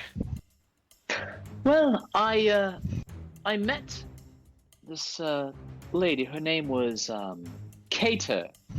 Yes, do you know a woman named Cater? She's an older lady. Cater. She used to be an adventurer. Ooh. It takes me back a while, but that does sound vaguely familiar, but I can't say that I'm super familiar with her. Well, I did have the pleasure of meeting her. She was very kind to me. Truth be told, one of the few people in all of Dugan's Hole who was kind in a non-twisted way, shall we say. You can say that again, because every single person that I've ever met from Dugan's Hole has been a complete asshole or a blight on this town, on the 10 towns. You will get no argument from me, and might I applaud your choice of words, Malia. Oh, I do love your wit. Yeah, that can be said again. And from all intents and purposes, the previous speaker just... the speaker of Dugan's Hole never even bothered to show up to the town speaker meetings. It's not like they don't even care. They're happy to just wither away in that horrible little tavern little town that they call a home. It is horrible because there literally is no tavern. There's really nothing but homes of grumpy people. And we did meet the town speaker, and everything you said more than checks out about that bitch. That's for sure. Well, there is a reason why we distinctly never delivered to Dugan's Hole. Our mead would never go there. Fair enough. Fair enough. Well, anyways, I guess you could say I was curious to know if you knew her, being that she was very kind and that she used to be an adventurer. She told me kind of the unfortunate demise of her entire party save herself, which kind of took her out of the game, and I didn't really have the heart to really ask her more about it, but I was just curious since you are one of the more, I should say, knowledgeable people in town, if you knew of her exploits or not. I can't say that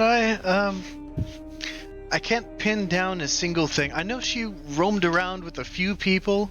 I think she ended up marrying one, but I'm just not sure. Yes, that's right. I believe she did mention that. Okay, I was merely curious. Honestly, though, there was a more serious matter I wanted to ask you about regarding Dugan's Hole specifically. Have you heard any reports of, let's say, above table? Lek does know that the Yargul are mind flayers, right? I believe that was disclosed, yes. Okay, great. You wouldn't happen to have heard anything from Dugan's Hole regarding the potential infiltration of mind flayers, would you? I believe there was one woman who came from Dugan's Hole not too long ago that was complaining of having dreams or something of that sort. Well, I can tell you that the whole town inhabitants is having these dreams, and we actually spent the night with one man who had them while we were there, and we unfortunately heard the language that was spoken in these dreams, and I'm quite certain I can 100% verify it is the language of mind flayers, which I hate to imagine what that's going to mean for the future. I couldn't give a rat's ass about Dugan's Hole, to be frank, but I fear that the machinations of the mind flayers probably goes beyond Dugan's Hole. Hopefully, if they come to Dugan's Hole first, they'll see what a shithole it is and leave. But if I were a mind flayer, I would think they would be ripe for a starter colony. I don't know much about mind flayer starter colonies, and I don't know if this is the time to talk about it or not, but know that I am incredibly curious and would like to know more, either now or we can talk about it later if you'd like. I know it is getting late and all. Later is fine. This is something I will Very discuss with all of Essa, though. It would be very pertinent to, since their town speaker doesn't go to the meetings anyway, it might be a good thing to bring up at that town speaker meeting in Bryn Shander in a few days. Indeed. Your wisdom, as always, is much appreciated and accepted. I will most assuredly do that, as we are going to be talking to her probably on the morrow, as it is pretty late, as is. Oh, one last thing, Malia, then I will leave you be. Zizix had an unfortunate run-in with this chap named Terry the Trader, who was dressed in all black and had black hair and very dark features, and he essentially cheated him out of a belt. So we're just going around asking if anyone has happened to seen him or know where he went. Well, I can't say that I have seen anyone in a few hours at least since the sun set in today. I've been reading this book. I suppose that's why sketchy people like to wear black, huh? I suppose that's the case. Well, anyways, thank you as always for your time, Malia. I do love visiting you, and I will check back in with you in the future. Until then, you have a great evening. I look forward to it. You as well, Lek. Oh, I shall. And I will leave the library and go to the spot to wait for Andy. All right, and that is going to be where we will take our break. So she's gonna knock. Okay. So you go ahead and knock, and there is an answer from the door, and it looks to be a woman who looks to be maybe a half elf and maybe faint traces of elf. You're not exactly sure. I'm going to turn down the music because that's really loud. But she opens the door and she says, how can I help you? Hey, I was just wondering if you'd happen to see a man that walking around here, dark hair, dark eyebrows, dark cloak. One of my friends was swindled at the tavern, so we're just trying to look for him. Unfortunately not. I haven't looked outside in a few hours, I'm sorry to say. Oh, well, thank you for your time. Andy will say, and she'll back up. And as you start to make your way back, you see Lek standing, making his way back from the library. Andy will nod at him and say, they didn't see him. I don't imagine anyone really would have with all this weather, and honestly, Yes. he probably knew what a valuable item he got, so he's probably gone by now if he was smart. No, you're definitely right. It was kind of a long shot, but shall we meet back up with the others then? Yeah, that sounds good. She'll walk along with him. Alrighty. And you guys are making your way back towards the tavern, as are Zizix and Lysander. So after a little bit of walking around and looking, you Vega and Eclipse, you see it's pretty barren. You know, people are inside. There's a few people every once in a while grabbing some firewood from the side of the house that they've dug out to try to get hold of, but there's not really a whole lot of singular movement outside besides these houses. Yeah, that's kind of what I figured.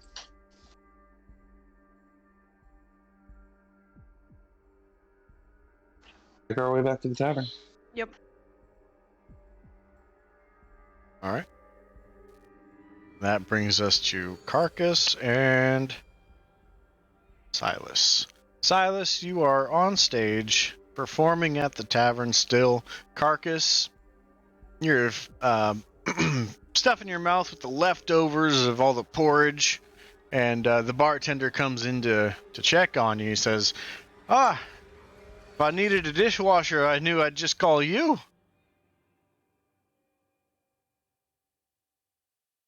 Oh, yes, I would be happy to clean off any more food that you have. Don't have to tell me twice. And instead of bringing the bowls of leftover food back to be thrown away, he just starts putting them in front of you, one by one by one. Oh, yes, I would be happy to eat anything that's left over on the plates. And as people start to leave, he picks up more bowls, and he says, the bartender comes over and he says, would you clean out these mugs as well? Oh, yes, I would be happy to do this for you. And they start stacking up. You have bowls and bowls and bowls in front of you, and new set of silverware each time. And just keep stacking up in front of you. And Silas, you see this happening while you're playing, but as the people are getting up and leaving, they're dropping you some fairly decent tips. Go ahead and roll a D100 and a D8.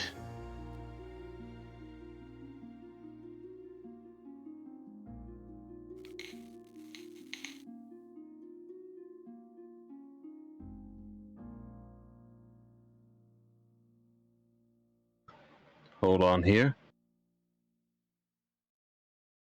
I guess the D100 it said 3 and the D8 was 3, so 6. All right, so you got 3 gold and 3 silver throughout all your tips.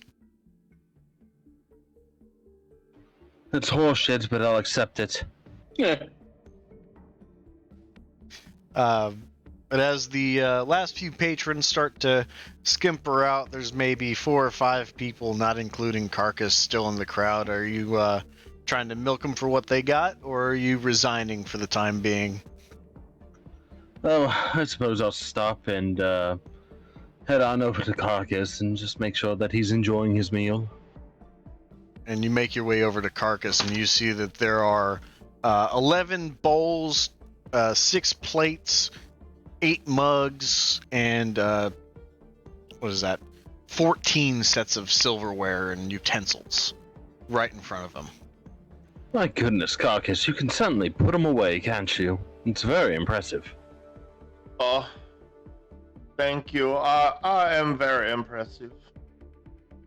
Absolutely. A magnificent specimen, if I say so myself. You know, you and I don't get a lot of time together. Except for that time we played that fun game, of course. Good. Yes, I like to play games.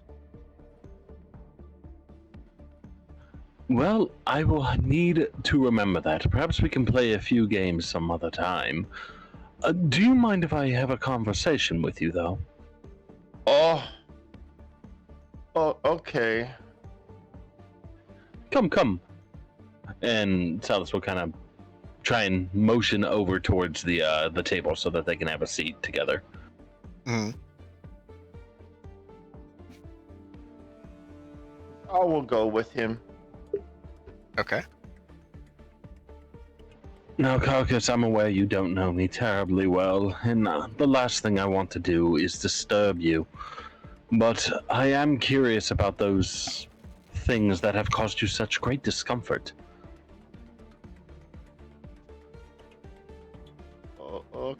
Okay. I just want to know everything you could possibly tell me about them. That way I can figure out a way to properly protect you. They are small, and they have the chin fingers, and they are very mean. Excellent. And you referred to them as the Yagul, correct? Yes, they are called the Yagul. Do you know roughly where you may have last seen them? Was it only aboard the ship, or have you seen them walking among us, as it were? No, they were on the ship, but the ship we crashed. Well, hopefully you took out a number of them while taking down the ship. Again, very impressive of you, very resourceful.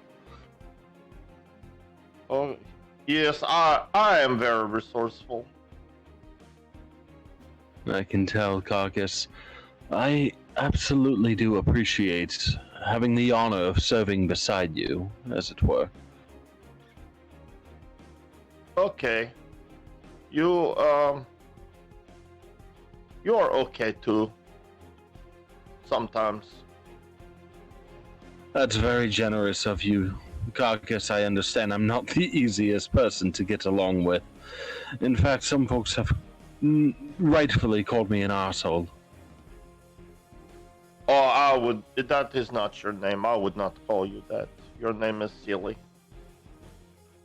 Silly, yes. Carcass, could I ask you another question?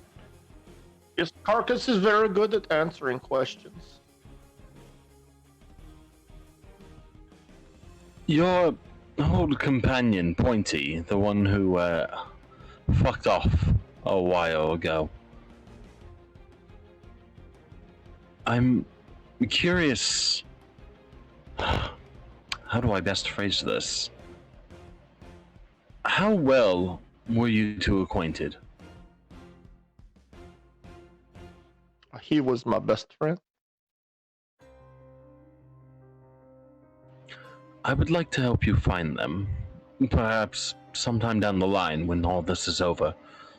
I feel as though it's the least I can do to kind of repay you for your service to me. Oh, I already have him. And I will get my bag out and open it and rummage around until I find my pointy stone.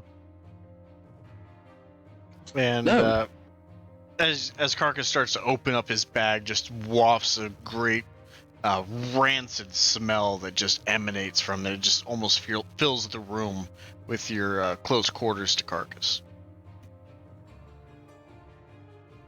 No, my. This This stone here is pointy? Yes, he got turned into a stone. Styx gave him back to me. Right, well, Pointy, it is absolute honor to meet you. Hopefully we can find a way to turn you back.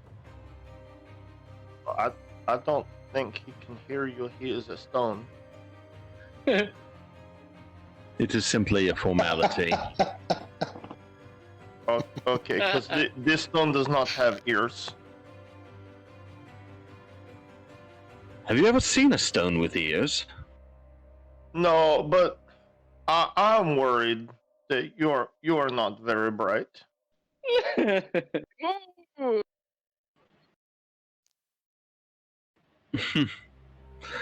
Well, it seems like we had a wonderful conversation, Carcass. Yes, I like to do the talking with people sometimes. Usually, though, I just like to take my great axe and kill people.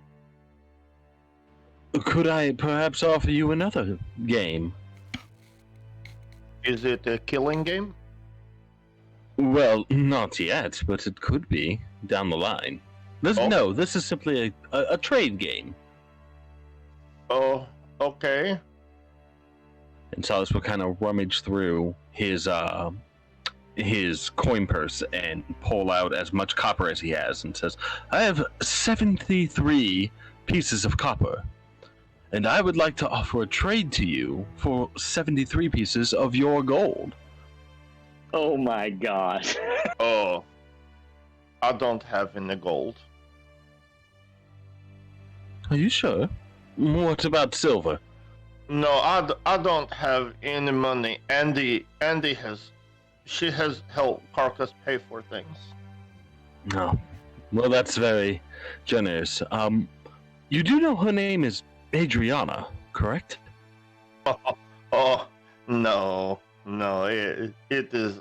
I like to call her And. Yes, although she did confess to me that she absolutely prefers Adriana. And I think it would impress her very much if you could call her by her given name. Okay, I will do that when I see her. Wonderful. Silas will kind of scoop back up his copper and then say, well, hopefully they're coming back soon, so we'll have a chance to see them. Oh, that would be good because I'm starting to be friends with two of them. Oh, which two? The little puppy and my good friend Styx. Those are good friends to have. Yes, and I like Andy too. She is very nice to Carcass. Adriana is very kind, and I do hope that you can consider me a friend. Oh, no, not right now. That's fair. I completely understand. Can I go back and eat the food now? Yes, of course. By all means, gorge yourself. Okay, thank you. And I will run back over to where the plates are and start licking them once again. Very good. And I'll just kind of sit in the stool or wherever and just strum the lute for a little bit more. Okay. So in about 5 to 10 minutes of waiting around and cleaning more dishes, everyone just happens to converge back on the tavern and around the same time frame, slowly trickling in. And you see that Zizix has that look on his face that they were unsuccessful when realizing that all of his friends have also been unsuccessful in this. And you guys walk in and you see Carcass eating away, and there's about 15 different plates and bowls and tons of silverware and mugs just in front of him, and he's just going to town, just licking them and licking them clean. Good gracious. I guess I shouldn't be surprised, but I had no idea.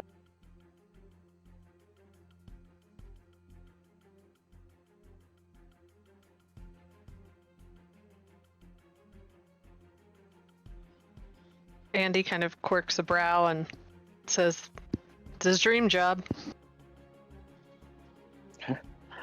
Well, it appears he has found employment here. Yeah, it seems so. I'm sure he's delighted. Andy's gonna kind of wave over at Carcass. Oh, and I'm going to wave back and then look back at Silly and smile. Hello, given name.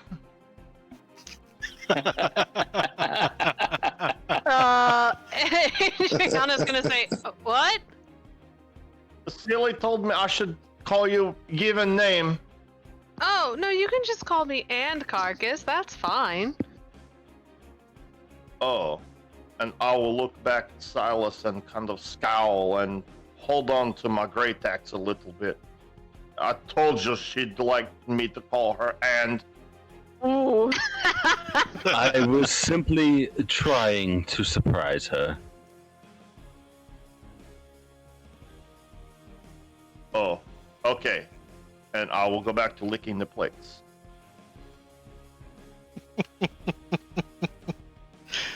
As often as he does that, I didn't see that one coming. I don't know why I didn't expect it, but it made me happy. And that's why we play D&D, Sam. That's right. So I take it by your return and the fact that you've got just snow on your boots that you didn't succeed in finding what was thieved, as it were.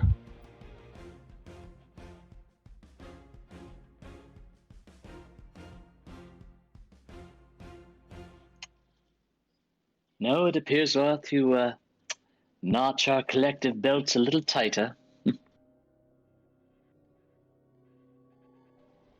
Well, I can't say this night was particularly eventful for me either.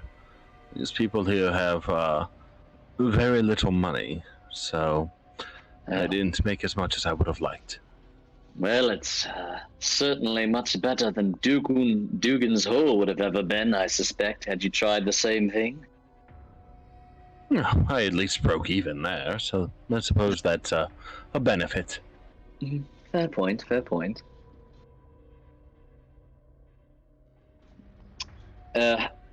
Sam, how late at night is it at this point? So it would actually be only like 2 or 3 in the afternoon. Oh, Jesus. Yeah, the sun's only out until like 11 a.m. or so. Wow, okay. Well, that definitely changes what I was thinking I was going to do the rest of the day. Oh, okay. Well, in that case, excuse me, barkeep, I'd like to eat some lunch. What's on the menu for lunch today? I'm afraid we have more porridge. That seems to be the meal of the day, as our fisheries aren't really pulling it in today, if you catch my drift. That's quite all right. I catch both your drift and your pull. So in that case, I will gladly take a bowl of porridge and another mead, if you will. Absolutely. Anyone else? I'm just fine, thank you. I wouldn't mind a bowl of porridge if there's one available to me. And he nods and acknowledges that there would be. Just the mead for me. All right. Since I have cleaned all of these plates for you, could I have some more porridge? And he says absolutely. And he grabs 3 bowls and a couple mugs from in front of Carcass and heads towards the back.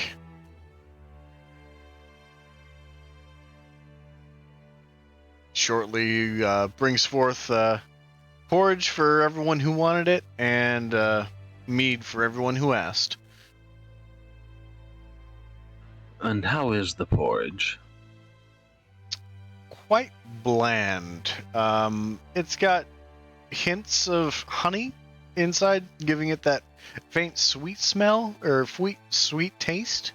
But it's fairly lackluster. It's filling. Well, I will cast Prestidigitation on mine to give it the taste of cranberries as well.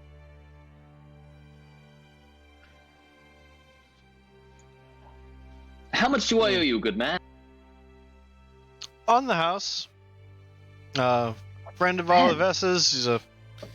She just recently got elected, so we're gonna go ahead and give you the day. And you recently got a lek back in town. But thank you. I'll gladly take this.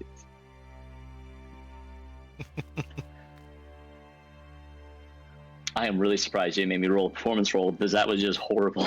I was really, really thinking about it, but it's You know almost what? so bad that you don't even need to roll it. It's just understood to be bad. While Luck is openly making terrible jokes, can I just spray some perfume in his porridge? Yeah, you can certainly try. Sleight of hand.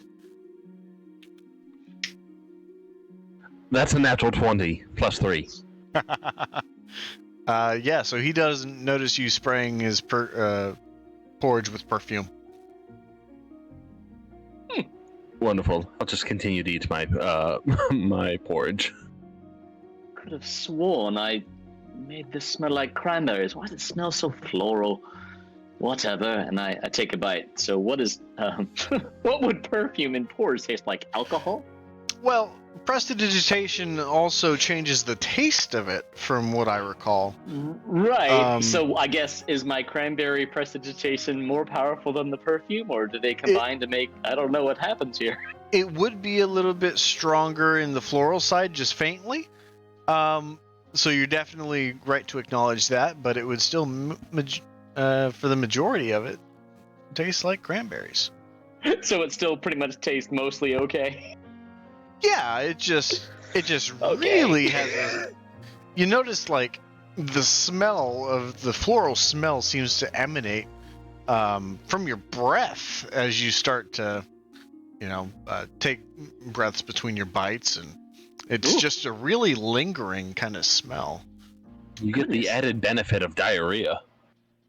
Oh, that's what you're doing. You above table, you devil, since I don't know. This is strong. Does your porridge taste strong, Silas? Oh, it's incredibly strong, but I am enjoying it. It's the first hearty meal in a while. Well, that won't argue there, and I'm enjoying mine as well, even with my cranberries and this wonderful floral. I thought you said this was bland. Oh, this is pretty good. Well, I'm glad you're enjoying it. I'll just kind of finish up what I can of my porridge and leave it, and then just leave the bar and go find everyone else. Oh, did everybody leave? No, he was just assuming you guys were dispersed around the tavern. Oh, gotcha. So he joins up a new group, and everyone seems to be sitting around enjoying their mead. What else are you guys going to be doing?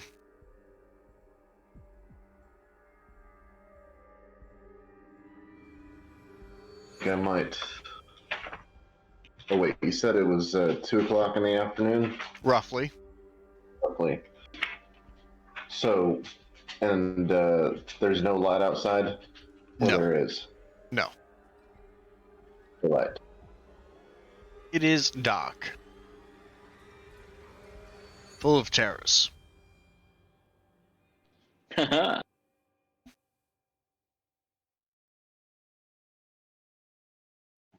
So the market would, at this point? The market is not active because of the ongoing record blizzard. Okay. You heard him. Record. Yeah. Yeah. What are you gonna do with that, Oral? I guess we'll just hunker down in here Mm-hmm. until it goes away.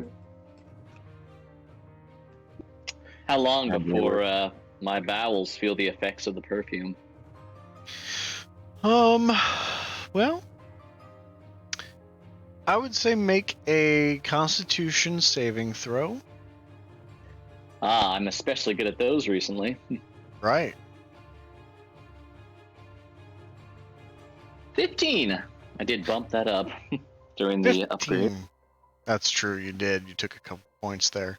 But with the 15, it takes about maybe 30 minutes before you start to really feel just a knot in your stomach. Oh, has it been 30 minutes? It will be shortly. Ooh. Ooh. Lex going to get off the stool and kind of penguin it a little bit, you know? Like I'm trying to keep a dowel rod between my thighs without dropping it, you know? Yeah. And that's how I'm going to walk towards the door. And I'm going to just glance, see if anybody notices me waddling to the door. If Silas can notice him, he'd like to call out, "Lek, come have a drink with us!" Oh, ha! You know, I would love to. I all of a sudden have a very urgent need to what do they say these days?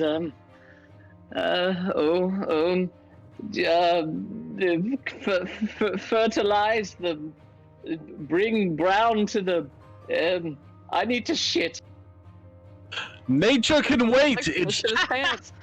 nature can wait. It's just dumping out there. Come join us. Oh, it's gonna be dumping in here soon if nothing happens. But oh God, maybe maybe a shot. Can we do a shot? I'll do You a look shot. like you maybe should just go to the bathroom.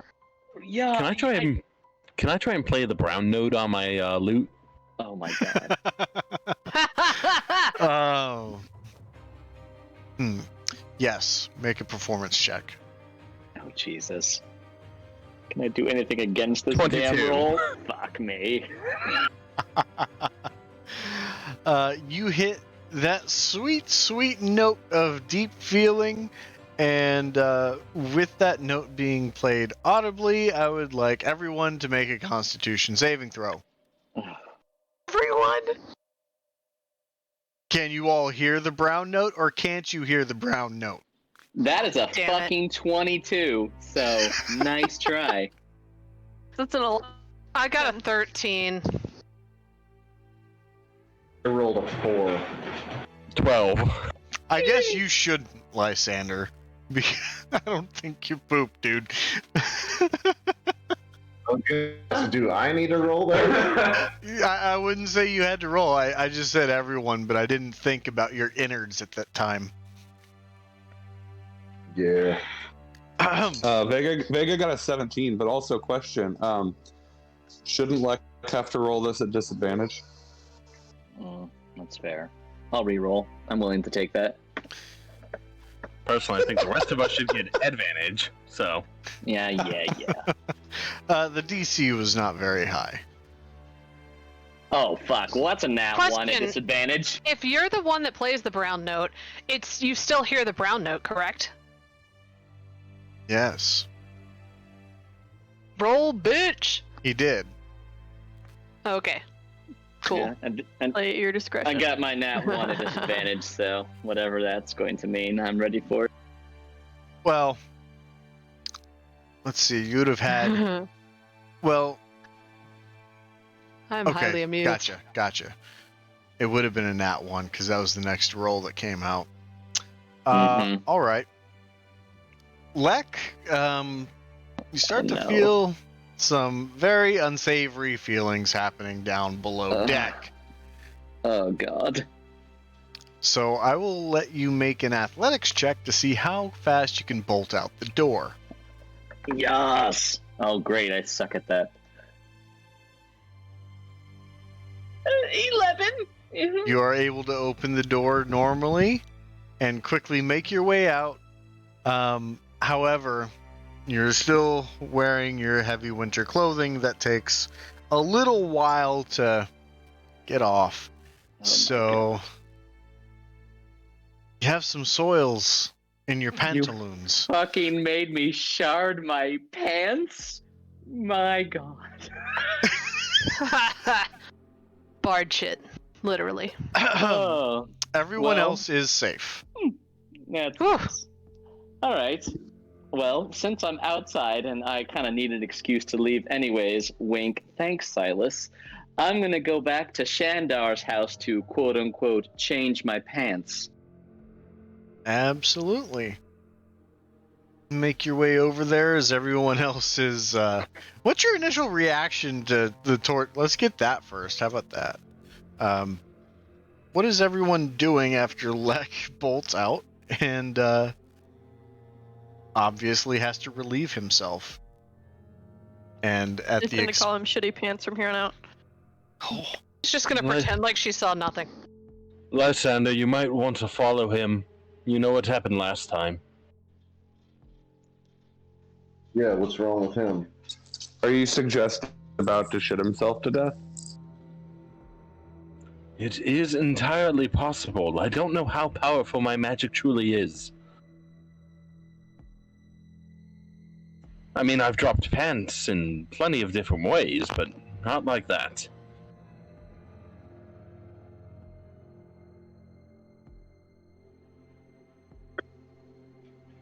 I don't need to go watch him shit.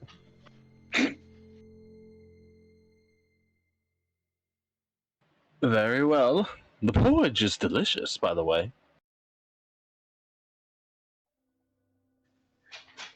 I'll take your word for it. all right. So, as you guys hang out in the tavern and continue to eat and drink as everything's on the house, taking in this ability to be able to just relax for the night, thanks to all of Essa's success in the town. But we come to Lek, who's made his way back to Shandar's house.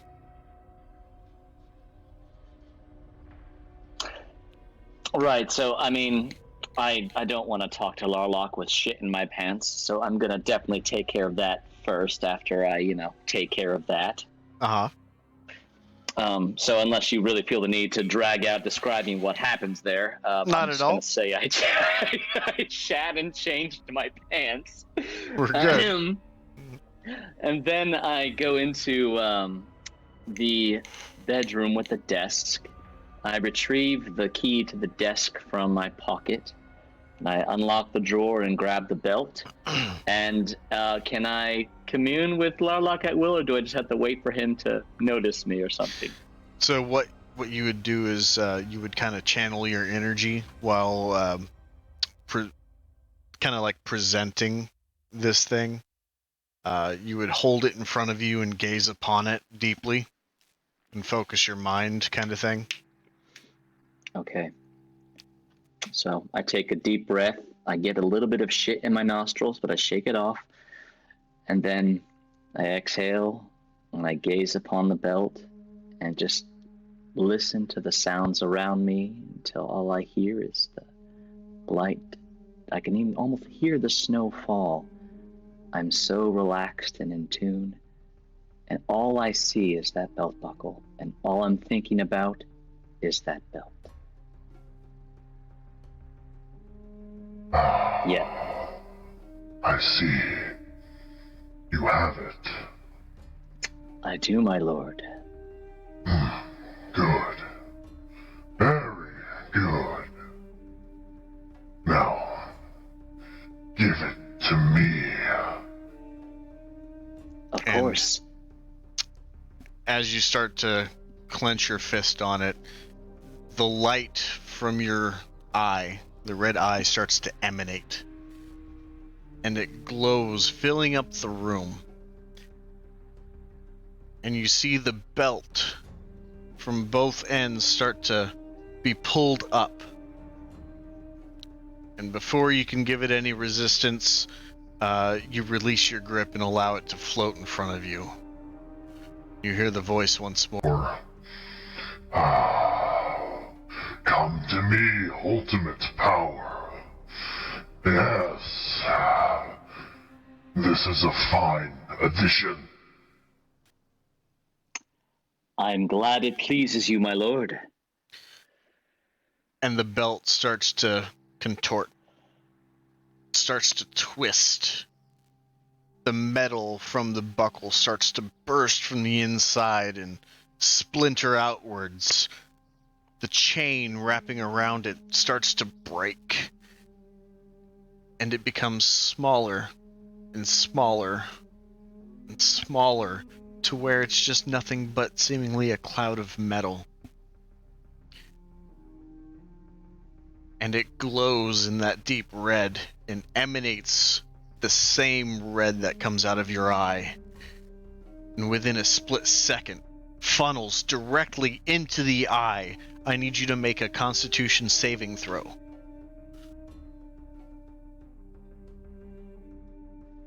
Nine.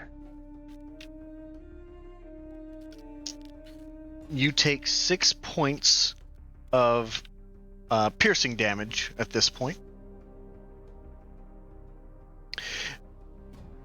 And the metallic dust just emanates this very deep red and sparks as it just reaches the eye, as the essence of this magical item conforms into your eye, and your eye swells with power, and you feel a slight headache coming before you, and the voice says, Very good. This was a very palatable item, Black. You have my thanks. But of course. And my lord, might I make a request? Yes, what is it? These boots. I know at one point I told you I would give them to you, but I find them to be incredibly helpful in this harsh environment, so might I hold on to them as I search for something else to give to you? Well, I can't say that I'm happy about that, but I understand that sacrifices are necessary. For you, I will trust that you will make the right decision. If you wish to keep those boots, you can certainly do so, but I hope whatever you find next is more powerful than those. Well, I know what I must do if whatever I find is not. Very good. Meditate. Think upon your mission. And I will return the favor in time. You have my word, much as I have yours. Thank you, my lord. That is all that I need to hear. I am ever your servant.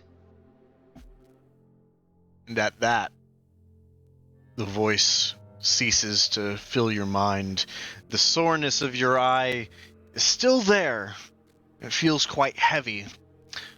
But it's not showing any signs of abnormalities. You know by glancing into the mirror inside of Shandar's room that everything looks normal, looks the same. It's just a feeling inside of you. And when I said piercing damage earlier, I should have said psychic. That was what I was looking for. That's neither here nor there. Indeed. But the deed has been done. Okay. Well, I don't suppose there's a water basin in Shandar's house, is there? Yeah, there's indoor water basin. Is there a vessel of water I could pour into the basin? Let's see. Go ahead and make an investigation check. Okay. 19. Yeah, you do find a water skin somewhere near the main hearth. Perfect. I will fill the basin with water and then put my shit pants into the water to soak. Perhaps I'll do a little bit of scrubbing first to separate the shit from the fabric in hopes that the pants can be salvaged. Yeah, absolutely. You take your All right. time to wash your pants. And then after that, I will return to the tavern with my head kind of bent in shame, though in my heart I am incredibly pleased with myself. Bent in shame because of the shit, obviously. Right. Which really turned out to be pretty perfect, so thanks, Silas. So, after some more time of drinking and revelry and enjoying the day of not really doing a whole lot except for Zizix being swindled, you see Lek returning like a dog who's been scolded, almost with his tail between his legs, coming through that front door.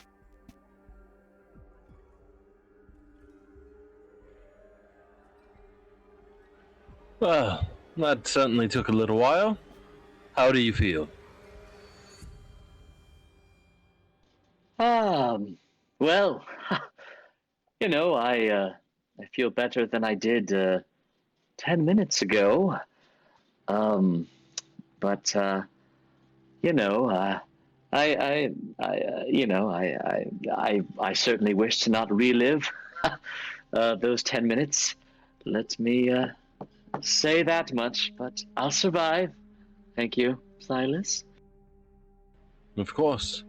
I was concerned for you, but I'm so thrilled to know that you're safe. Yes, I can tell. Come, have a drink. I don't mind if I do.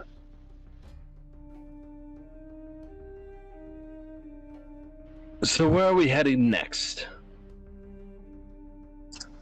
I'd like to spray perfume into Lek's drink. Sweet Jesus. I'm just kidding. I only have so many pairs of pants, damn it. Exactly. Oh, man. So, where to next, guys?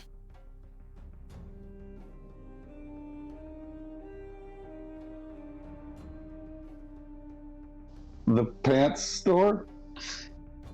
Is the plan to accompany Olivessa to her meeting, or should we head off and maybe blaze our own trail, as it were?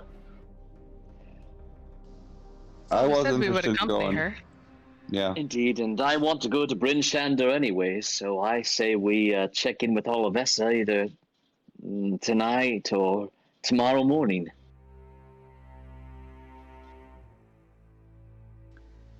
Well, it's still pretty early at the moment. I say we go find her now. On game. So, between Vega and Eclipse, let's see if you guys know where Olivessa lives. Make an intelligence check. I do believe we've been there once before. At least we've been to the spot where she was making barrels. Yeah, that's her place of work, but the place where she lives is different. Got it. Thank you. I got a 14.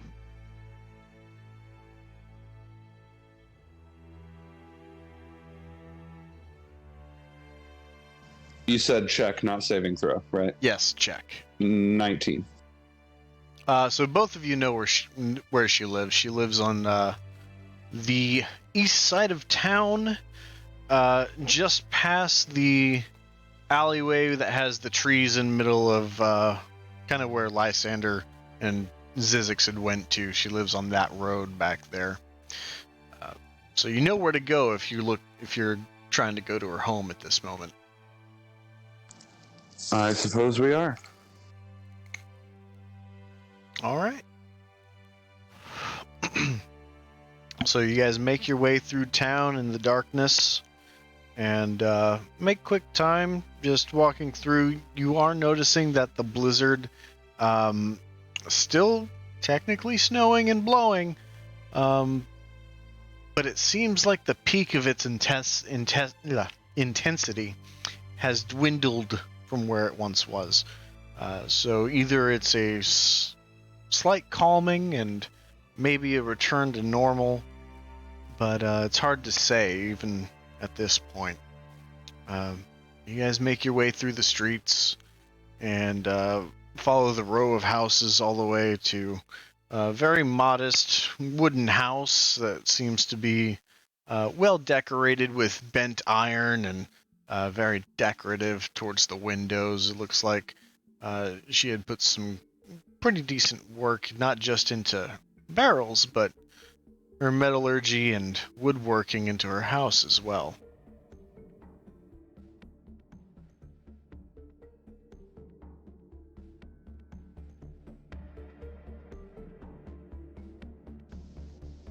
Knock, knock, knock. And the door opens, and Olivessa opens and says, "Ah, you're all here. Ah, come in, come in." I believe a congratulations are in order. Yes, you've just missed the election just yesterday. So we heard. Glad to hear the results. Likewise, and quite honestly, you caught me in the middle of some prep work for this upcoming meeting. I'm a little nervous, as you know. From what I understand about these meetings is that all of the towns come together and we talk about our hardships and how we can try to work together to make the 10 towns a bit more bearable, but I can't say I have any experience with how these things normally go. I might be able to lend you some aid. Sure. Silas, was it? What do you think I should put on this list? Well, most of Goodmead's funds, at least in my brief time here, seems to come from your trade, correct? Of the mead particularly. It does. That's true, and it's been out of action for a while until you guys helped us with the issue of the Verbeegs, I believe it were. Well, are you... I hate to think about this, but are you taxing who you deliver it to? A little extra, just to kind of get your town back on their feet? Normally there is a bit of a delivery fee on it, but are you suggesting we knock that fee up a little bit to make up for lost gains? At least until you're able to get back on the right track, yes. And she kind of looks down at her quill and her ledger, and she says, "Well, we already charged 5 gold to deliver. How much do you think it should be?"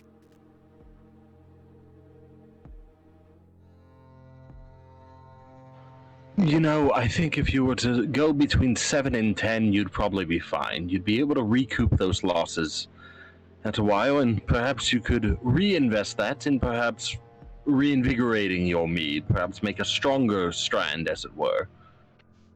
But be careful, because you don't want to damage any relationships. So I would be careful about upcharging too much. I'm no good at math. 10 makes it easy for me, but okay. 7. We'll do 7.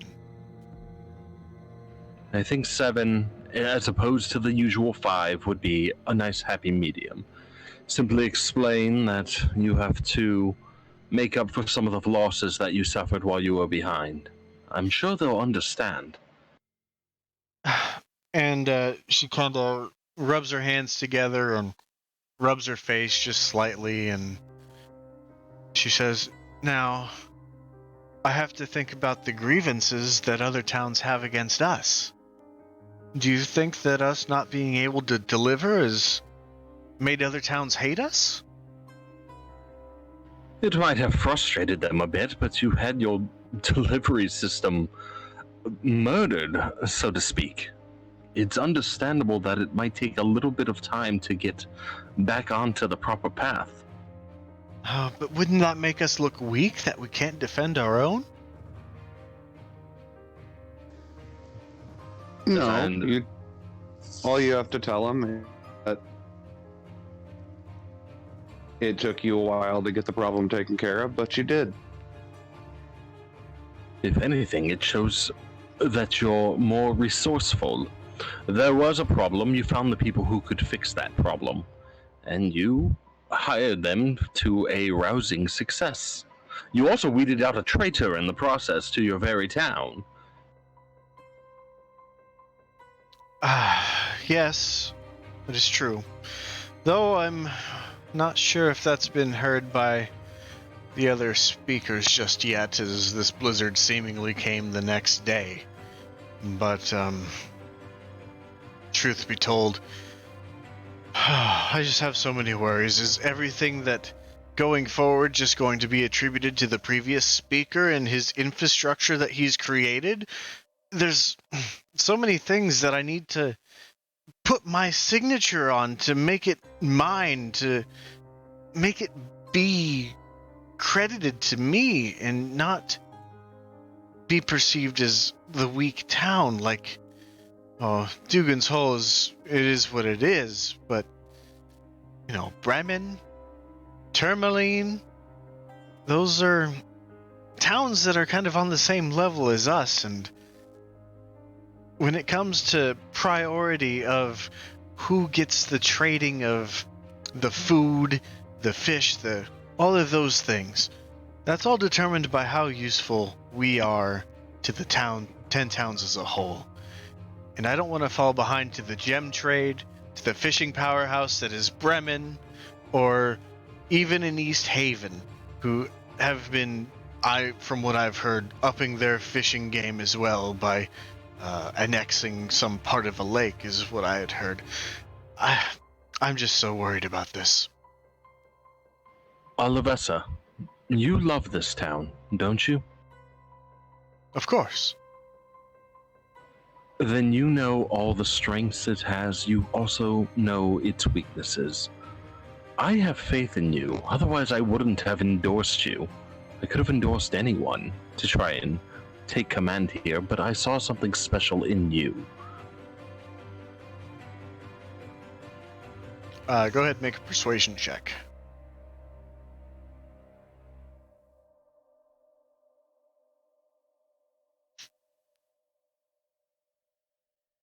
$27. Damn. So, as she's resting her head in her hands, she kind of hears your words, and she raises her head up and she says, "You're right. I do know this town, and I love this town. And we will prevail. Even if they look down on me for being a new speaker. We have the mead, and everyone loves our mead. That's surely our strength. But I think I can round out our weaknesses well, and I think we've done that to start with outing Shandar. I think you're right. Thank you, Silas." Of course. And if anyone gives you guts, I can cut out their tongue. I'm just saying, there are options. Silas. I'm just giving No one her likes a all the tyrant. options. I'm not the tyrant! Andy raises an eyebrow. He's a tongue tyrant. Oh my god. Make a persuasion check. Persuasion or performance? Sorry, performance.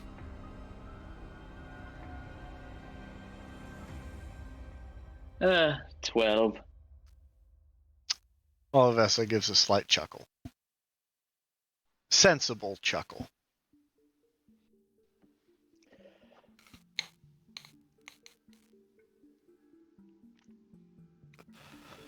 And she puts the quill down and stands up and looks to you, and you say, well, or she says, well, what else is going on? How is, I believe you just came from Dugan's Hole, I believe?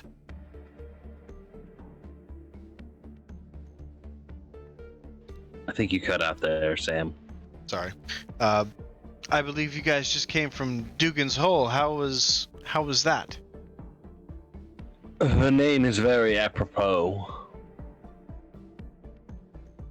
Yes. Wasn't an experience. Although, it might be worth noting they lost a speaker as well. They did. Yes, Archibald has since taken command. You mean Edgra is no longer the leader by choice, or did she fall to the elements? Edgra is Deadgra. She clearly cannot keep her town in order, and there seemed to have been some kind of an uprising. Truly unfortunate, but what can you do? The town is full of mad people who hear voices when they sleep. Oh, well, that's horrible for them, but it couldn't happen to a better town, I guess. But that is a little worrisome, because maybe the new speaker will show up. Dugan's Hole usually doesn't come to these meetings, from what I understand. But now if they have representation, they may speak of how ill we treat each other. We put up the facade that we get along, but here in town, that's not really the case.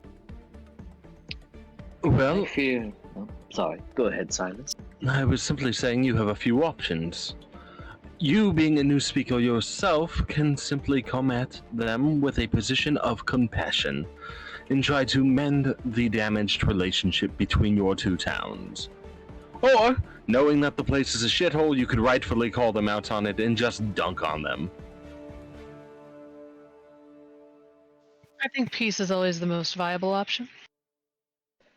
Yes, Well, as but I was- understand the political points you can get by just dumping on an opponent. You know all about dumping, right, Lek? Yes, I certainly know about dumping. Not the point I was going to make, but yes, I am quite the expert.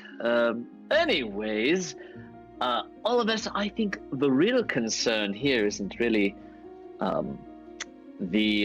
what's going to happen with Dugan's Hole's representation, but what power will truly lie behind it, as there is pretty staggering evidence of mind flayer activity in Dugan's Hole, from what we gathered. Oh, well, that puts another twist on that situation, doesn't it? If we were to make peace with them at these meetings, that is not going to be a popular opinion here, as the disdain for Dugan's Hole is almost intertwined with the culture of good mead. However, if I were to embrace that, then we would be dumping on, as you say, a town that is succumbing to mind flayers. I don't think we can allow that to happen. Can't let a whole town succumb to mind flayers. I would agree. If they take their town, they'll be taking other towns next.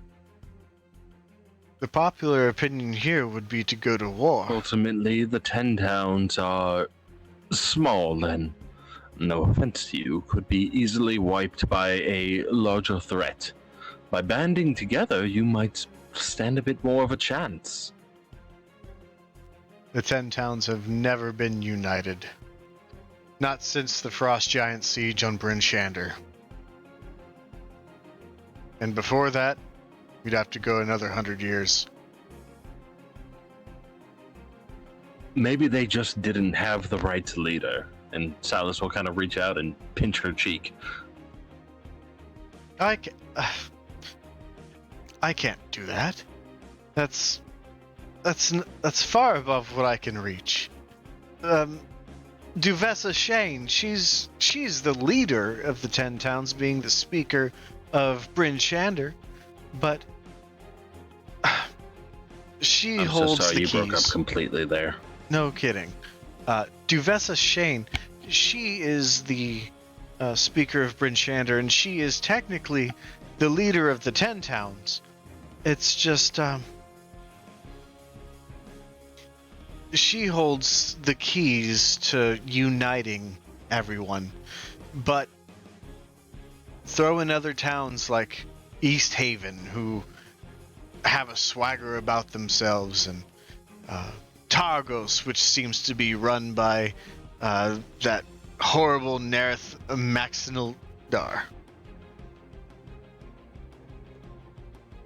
I don't think it's something that she can do. Those personalities are just too strong. Especially with Bryn Shander at such a disadvantage with the lack of southern trading coming north.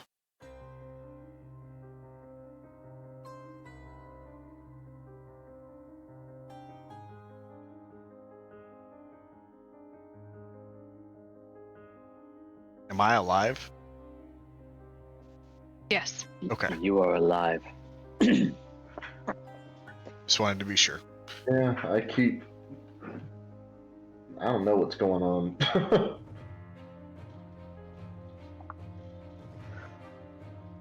Well, Olivessa, speaking of, and of course we do need to hash out these things a bit further, but when were you planning on making your way for Brinchander? I was hoping this blizzard would let up and get there a couple days early, but I'll probably have to leave not tomorrow, but the next day, and make the journey in one piece. All right, very good. We are planning on we're planning on doing that thing with you to get there. Yes. Well, that would be great. I'm afraid there's not much to do around town, but at least until this blizzard subsides. Yes, it's quite the blizzard. I reckon no blizzard like this has been seen in, I might even say, a century, if I even knew blizzards that went back that far, but I would dare to wager a guess. Well, it's hard to say. I don't think anyone keeps metrics of that, but it's formidable, that's for sure. Indeed it is. Quite formidable. Yes. Well, if there's nothing else, I think I need to get some rest and think about all these, brainstorm about all these things that are happening in other towns and try to get an advantage and try to understand where they're coming from. Indeed, and we will of course make preparations of our own, and well, if we don't see you on the morrow, we'll certainly meet up with you the next day in the morning in preparation for our journey together. Very good. And she starts to put her quill down and start to walk back towards the side of the room, and she says, "Oh, before I forget, Carcass." And she pulls out a meat hunk and tosses it in Carcass's direction. Oh, I will definitely try and catch that in my mouth. Okay.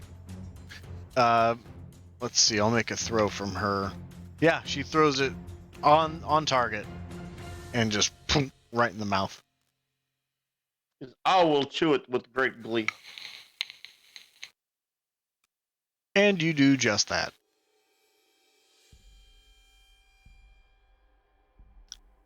We once again thank you for your faith in us. Oh, I couldn't have done this without you, and I don't think I can have the strength to do this meeting alone the first time either. I have absolute faith in you, but no, you can always lean on us. The Adventurers Party, Silas's Angels. That is not what we're called. Nope. Yeah, we're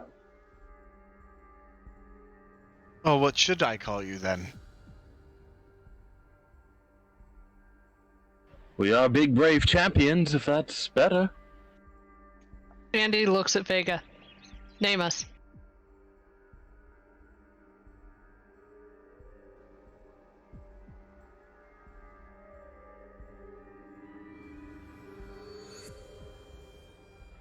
People against wicked grifters, the Pog Squad, as it were.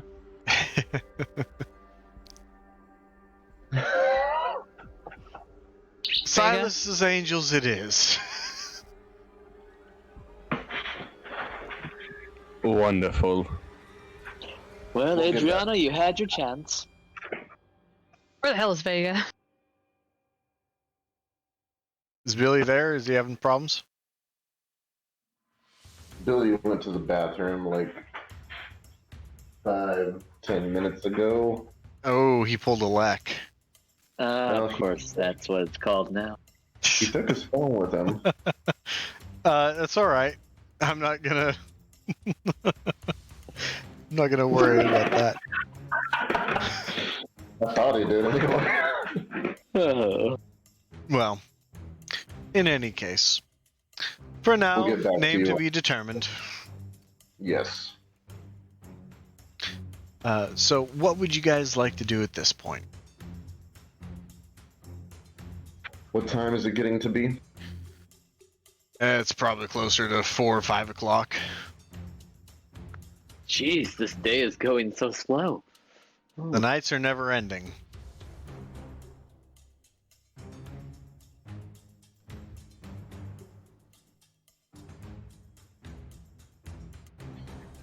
Well, we haven't even taken a long rest from our encounter with the owl bears yet, have we? Nope. Sure have not. Yeah. I don't know why we need one. I'm perfectly fine. Eclipse is currently cat dozing right now.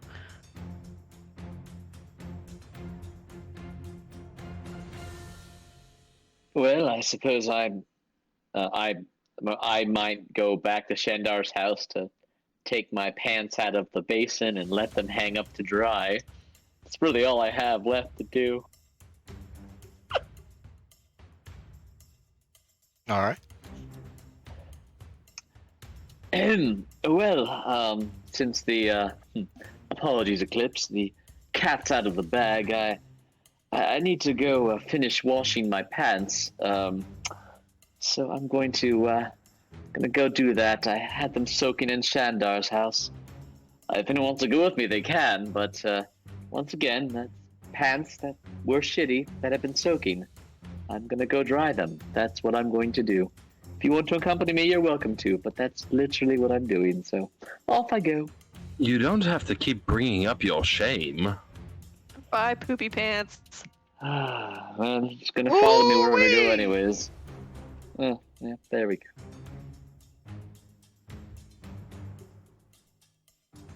Is that copyright infringement? Can I not say ooh wee? I think it's just vague enough that you're okay. Okay. Yeah, you're good. Okay. You're great. Thank you. So, Lek makes his way out and heads over to Shandar's house to do a little bit of laundry. Where's everyone else going? Andy's just gonna follow everybody. I suppose. I suppose wouldn't mind to go back to the tavern and write in my journal for a little while. We could always knock on a few doors.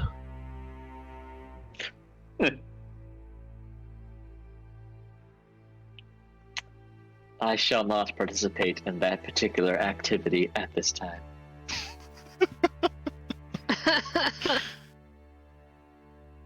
All right. Let's go get some rest. I think you all could use it. It's good. Okay. So you guys all make your way back to the tavern, Sans Lek, and get ready to waste your night away. Just drinking another glass of mead on the house, and rooms at the mead hall also on the house. They have a back area that'll fit 4 each, 4 people to a room. And then there is a downstairs basement as well that you can stay in.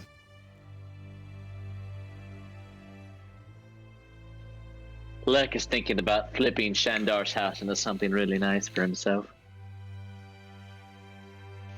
I hear it smells like shit, though. Dungeon and Dragon flippers. Hey, behold prestidigitation, my friends. That's Listen, our with whole next homebrew, section. with homebrew, we can turn next week's session into a house flippers. Yes. Right.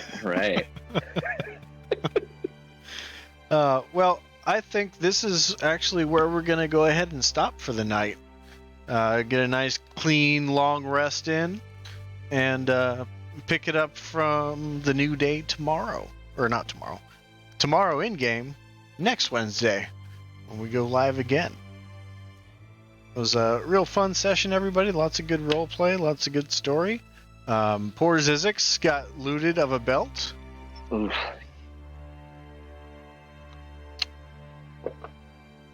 But, No, but I do feel bad about that, but it had to be done. Do you really? I mean, I feel because he fed his Fight, fight. I feel no worse about that than the murder I committed last week, but still, I do feel a little bad. Do you feel shitty?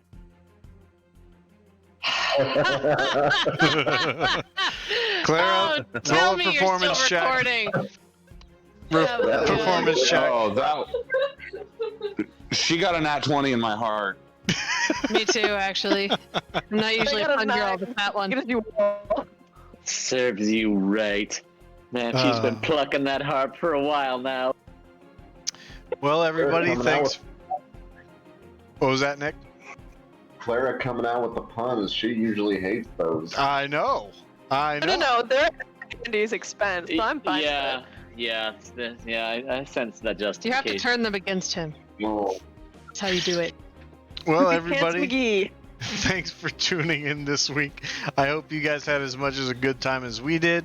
We'll see you next week. And if you haven't already, hit the like button on this video on YouTube. Hit the follow button if you haven't already. Come back to see us next week, 7 p.m. Central. We'll be back with episode 26 of Rime of the Frost Maiden. Have a good rest of your week, and we'll see you next Wednesday. Bye, guys. Good night, everybody. Bye.